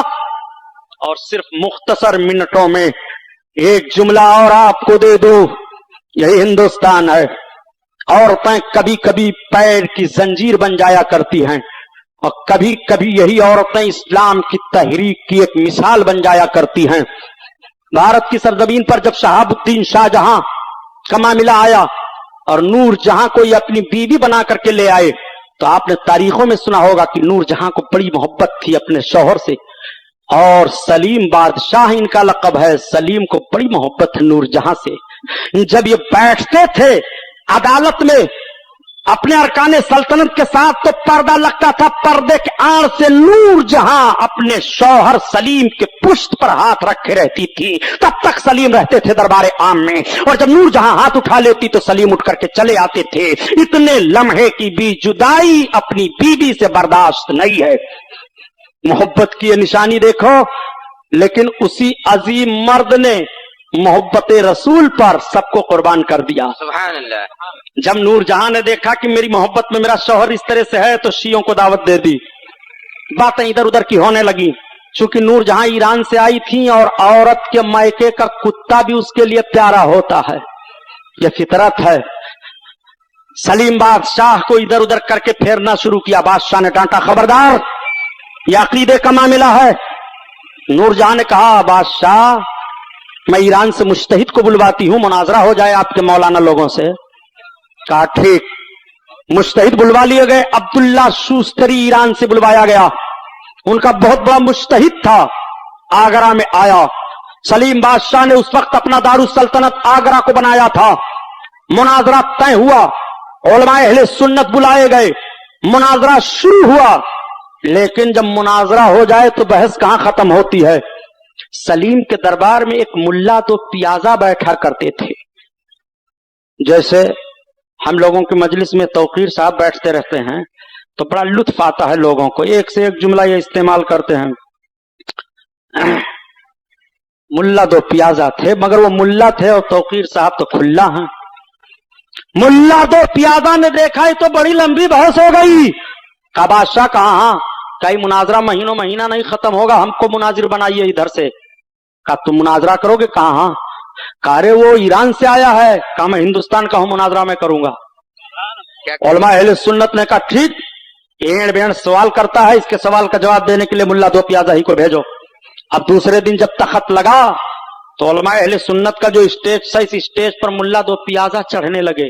तो मुल्ला दो पियाजा जूता पहने थे, जूते को निकाला और खूब कायदे से उसको लपेटा और अपने बगल में छुपाया। उधर से अब्दुल्ला शूस्तरी देख रहा था। उसने कहा कौन हो? कहा आज मैं मुनाजरा करने के लिए आया हूं, मुल्ला दो पियाजा हूं। कहा इतने बड़े जाहिल हो तुम कि जूते को स्टेज पर अच्छे रुमाल में लपेट करके और बगल में ले रहे हो, मुनाजरा करने आए हो, ये भी नहीं जानते हो जूते का मकाम क्या है?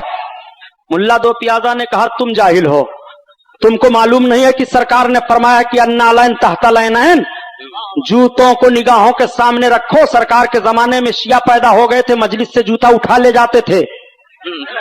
उसने कहा तुम बहुत बड़े बेवकूफ हो, सरकार के जमाने में हम शिया कहां थे? कहा अच्छा मैं भूल गया, शायद हजरत अबू बकर सिद्दीक ने यह फरमाया है। कहा तुम बेवकूफ हो, जाहिल, तुम्हारे और उलमा नहीं है मुनाजरा करने के लिए। हजरत अबू बकर सिद्दीक के जमाने में हम कहां थे? कहा अच्छा शायद हजरत उमर फारूक आजम ने यह फरमाया हो। कहा जी नहीं, उनके जमाने में हम नहीं थे। कहा अच्छा आप उनके जमाने में भी नहीं थे? कहा नहीं। कहा हजरत अबू बकर सिद्दीक के जमाने में आप नहीं थे शिया लोग? कहा नहीं। तब तक मुल्ला दो पियादा ने कहा बादशाह जब ये जमात ना रसूल के जाहिरी हयात में थी, ना अबू बकर के, ना हजरत उमर के, तो ये बाद में पैदा हुए हैं, तो ये कैसे हक पर हैं? हम तो हक पर हैं कि हम ही सरकार की वो जमात हैं जिसके लिए नजात का परवाना दिया गया है। सुभान अल्लाह। तो मुनाजरे में जीत तो हो गई, लेकिन अभी मुनाजरा खत्म नहीं हुआ। फिर मुल्ला दो पियादा ने कहा अच्छा सुनो, तुम तो उस जमाने में नहीं थे, लेकिन बताओ अबू बकर कैसे थे? तो उसने हजरत अबू बकर की तारीफ की और कहा सब कुछ उनके अंदर खूबियां पाई जा रही थी, मगर उनको खिलाफत का हक नहीं था, पहली खिलाफत का। अच्छा हजरत उमर तो उनकी भी तारीफ किया, हजरत उस्मान उनकी भी तारीफ किया, हजरत अली तो हजरत अली की तो तारीफ किया ही। हजरत इमाम हसन उनकी भी तारीफ, हजरत इमाम हुसैन उनकी भी तारीफ। अब मुल्ला दो प्याजा जितने बुजुर्गों का नाम उनको याद था सबका नाम ले लेकर के पूछते रहे, वो जवाब देता रहा। जब ईरान, इराक, हरमैन, तैयबैन सारे बुजुर्गों को जितने नाम याद थे ये पूछ चुके तो घंटों गुजर गया, ये जवाब देते देते आजिज आ गया था। तब मुल्ला दो प्याजा ने कहा सुनो बस एक बुजुर्ग की तारीख और बयान कर दो तुम। कहा वो कौन? कहा ये बता दो कि सलीम चिश्ती, इनके ताल्लुक से तुम्हारा क्या ख्याल है? ये हिंदुस्तान के बुजुर्ग हैं, फतेहपुर सिकरी में इनका मजार है। तब तक अब्दुल्ला शूस्तरी ने कहा खामोश हो जाओ, मैं क्या जानूं हिंदुस्तान के बुजुर्ग सलीम चिश्ती किस खेत के मूली थे। इतना सुनना था कि सलीम बादशाह ने कहा खैर जा अब्दुल्ला शूस्तरी, तुझे नहीं मालूम है सलीम चिश्ती कौन है? मेरे बाप अकबर को कोई औलाद नहीं थी, उसने मन्नत मानी थी, हाजिरी दी थी उनकी बारगाह में, और मैं सलीम चिश्ती की दुआ से पैदा हुआ था, उन्हीं के नाम पर मेरा नाम रखा गया। तूने उनकी शान में तौहीन की है कि वो किस खेत के मूली थे, मैं नहीं जानता हूं। अब तेरी जबान काटी जाएगी, अब तुझे तेरा गला काटा जाएगा। जैसे सुल्तान की जबान से इस बात को लोगों ने सुना, सन्नाटा छा गया। नूर जहां पर्दे में बैठी थी, नूर जहां ने हाथ लगाते हुए कहा या सुल्तान इसको माफ कर दो, ये हिंदुस्तान के बुजुर्ग को नहीं जानते हैं। तब तक सलीम ने कहा जाने जाना जादादाम, ईमान नादादाम, मैंने तुझको जान दिया है, ईमान नहीं दिया है, इसने अल्लाह के वली के शान में तौहीन की है। इसकी गर्दन काटी जाएगी, इसकी जबान काटी जाएगी, इसको सजा दी जाएगी। आगरा की सरजमीन पर अब्दुल्ला शूस्तरी को फांसी के फंदे पर चढ़ा दिया गया। आज भी अब्दुल्ला शूस्तरी की कब्र पर हिंदुस्तान के राफजी मातम कर रहे हैं। ये वही तारीख तो है जिस औरत की मोहब्बत पर, वली की मोहब्बत पर, औरत की मोहब्बत को कुर्बान कर दिया था सलीम चिश्ती ने। यही औरत है कभी पैर की जंजीर बन जाती है, यही औरत है कभी इस्लाम की तहरीक बन जाया करती है। और रिजालु क़व्वामून अलन्निसा, मर्द औरतों पर हाकिम है। जब कोई औरत नमाज सुबह अदा करने के बाद अपने हाथों को आंचल के आड़ में उठाकर अपने शौहर, अपने बच्चों के लिए दुआ मांगती है तो खुदा की रहमत मचल जाया करती है। इसलिए ए मुसलमानों, मज़हब इस्लाम का पैगाम औरतों को पर्दा में रहना है, बेहयाइयों से बचाना है। और करबला के पैगाम में से एक पैगाम ये भी था, इमाम हुसैन की बहन ने यजीदियों का यलगार हुआ था, और जब यजीदी खेमे पर हमला आवर हुए थे तो यही कहा था ज़ैनब ने, मैं हुसैन की बहन अली की बेटी हूं। ए यजीदियों, तुम इतने बेगैरत हो गए हो कि तुम्हें रसूलुल्लाह की शहजादियों के पर्दे का भी लिहाज नहीं है। तो अम्र इब्ने साद हट गया था और सबको हटा लिया था। आला हजरत अजीमुल बरकत इसीलिए कहते हैं ये इस्लाम की औरतें थी, ये उनका मिजाज था कि जिसका आंचल ना देखा महो महर ने, उस रिदाए नज़ाहत पे लाखों सलाम, लाखों सलाम। नबी की बेटी खातूने जन्नत फातिमा ज़हरा ने हजरत अली से वसीयत की थी, ए अली जब मेरा इंतकाल हो और अली मेरा जनाजा हो तो मेरे जनाजे को रात की तारीकी में दफन कीजिएगा। मैं नबी की शहजादी हूं, किसी की निगाह मेरे जनाजे पर ना पड़ने पाए। ये नबी की शहजादी ने पर्दे का पैगाम दिया था। रसूलुल्लाह की बेटी ने उम्मत की औरतों को जीवन बिताने का दर्स हयात मुरत्तब फरमा दिया था। इसलिए ये लोगों, अपने घर की औरतों और बच्चियों और सारे बच्चों के जिम्मेदार तुम हो। खुदा कुरान में बयान फरमाता है, या अय्युहल्लज़ीना आमनू कू अनफुसकुम व अहलीकुम नारा, ए ईमान वालो तुम अपने आप को जहन्नम से बचाओ और अपने बाल बच्चों को जहन्नम से बचाओ, बचाओ, बचाओ। इंशाअल्लाह कल से फजाइले अहले बैत के उन्वान पर बयान होगा। आप लोग ठीक 9 बजे आ जाइए। ये महफिल नूर जिंदाबाद पाइंदाबाद बारगाह रिसालत में खड़े होकर सलाम। मुस्तफा का सानी कोई दूसरा नहीं है, میرے مصطفیٰ کا ثانی کوئی دوسرا نہیں ہے، کسی انجمن میں ایسا، کسی انجمن میں ایسا کوئی آئینہ نہیں ہے، کسی انجمن میں ایسا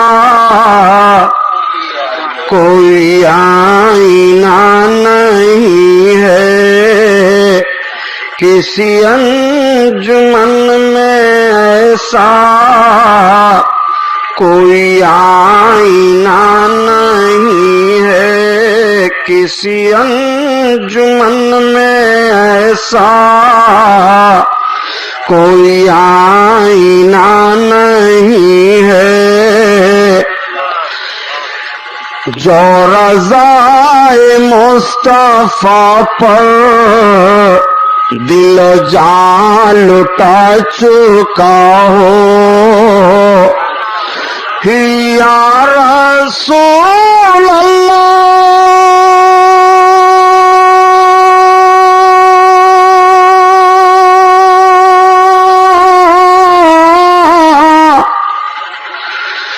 جو رضا مصطفیٰ پر دل جان لٹا چکا ہو، اسے موت زندگی، اسے موت زندگی سے، اسے موت زندگی سے کوئی واسطہ نہیں ہے، کسی انجمن میں ایسا کوئی آئینہ نہیں ہے، میرے شعر ان کی مدحت، میری شاعری عبادت، میرے شعر ان کی مدحت،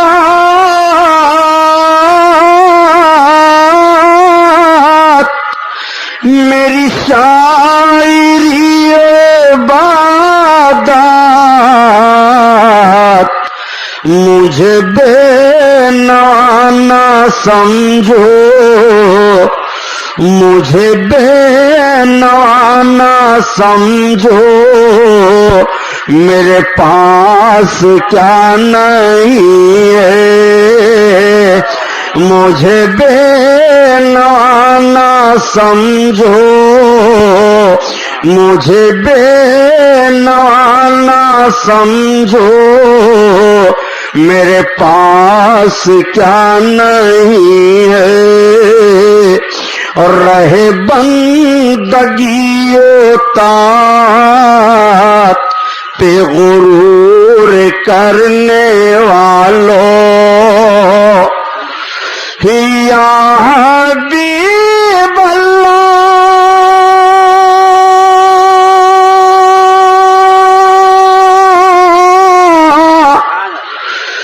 رہے بندگی و طاعت پہ غرور کرنے والوں، نہ مدینے سے گزرے کوئی راستہ نہیں ہے، نہ مدینے سے گزرے، نہ مدینے سے گزرے کوئی راستہ نہیں ہے، اور مجھے مانگنا ہے جو کچھ میں انہیں سے مانگ لوں گا، مجھے مانگنا ہے جو کچھ میں انہیں سے مانگ لوں مجھے مانگنا ہے جو کچھ میں انہیں سے مانگ لوں گا، مجھے دوسروں سے کوئی آسرا نہیں ہے۔ واہ کیا مرتبہ غوث ہے بالا تیرا، واہ کیا مرتبہ غوث ہے بالا تیرا، واہ کیا مرتبہ غوث ہے بالا تیرا،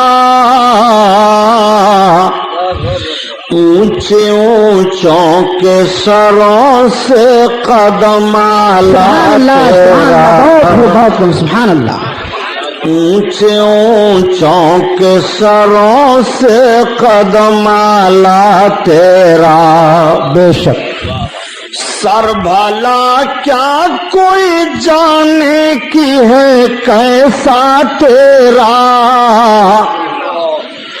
سر بھلا کیا کوئی جانے کی ہے کیسا تیرا،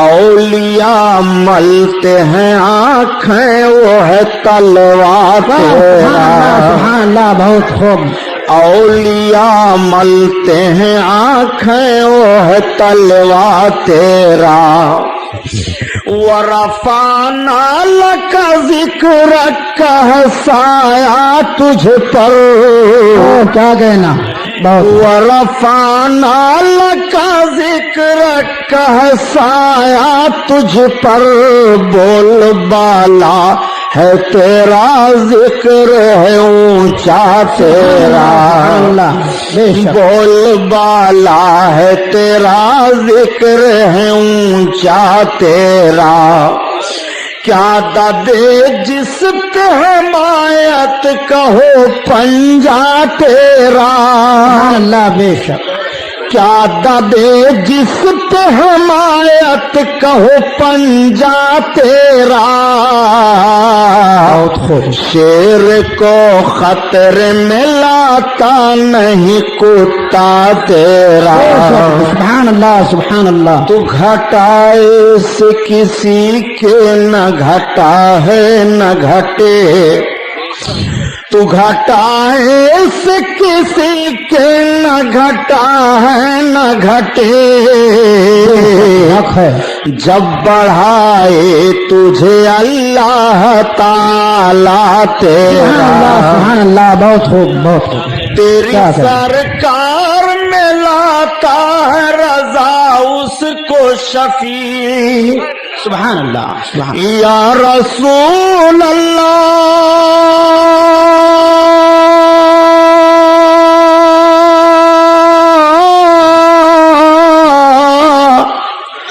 تیری سرکار میں لاتا ہے رضا اس کو شفیع، سبحان اللہ، جو میرا غوث ہے اور لاڈلا بیٹا تیرا، سبحان اللہ، نعرہ تکبیر، نعرہ رسالت، جشن غوث العظم، جو میرا غوث ہے اور لاڈلا بیٹا تیرا، تیرا غوث ہے طیبایا، طبیعت تو غم میں گھبرائے،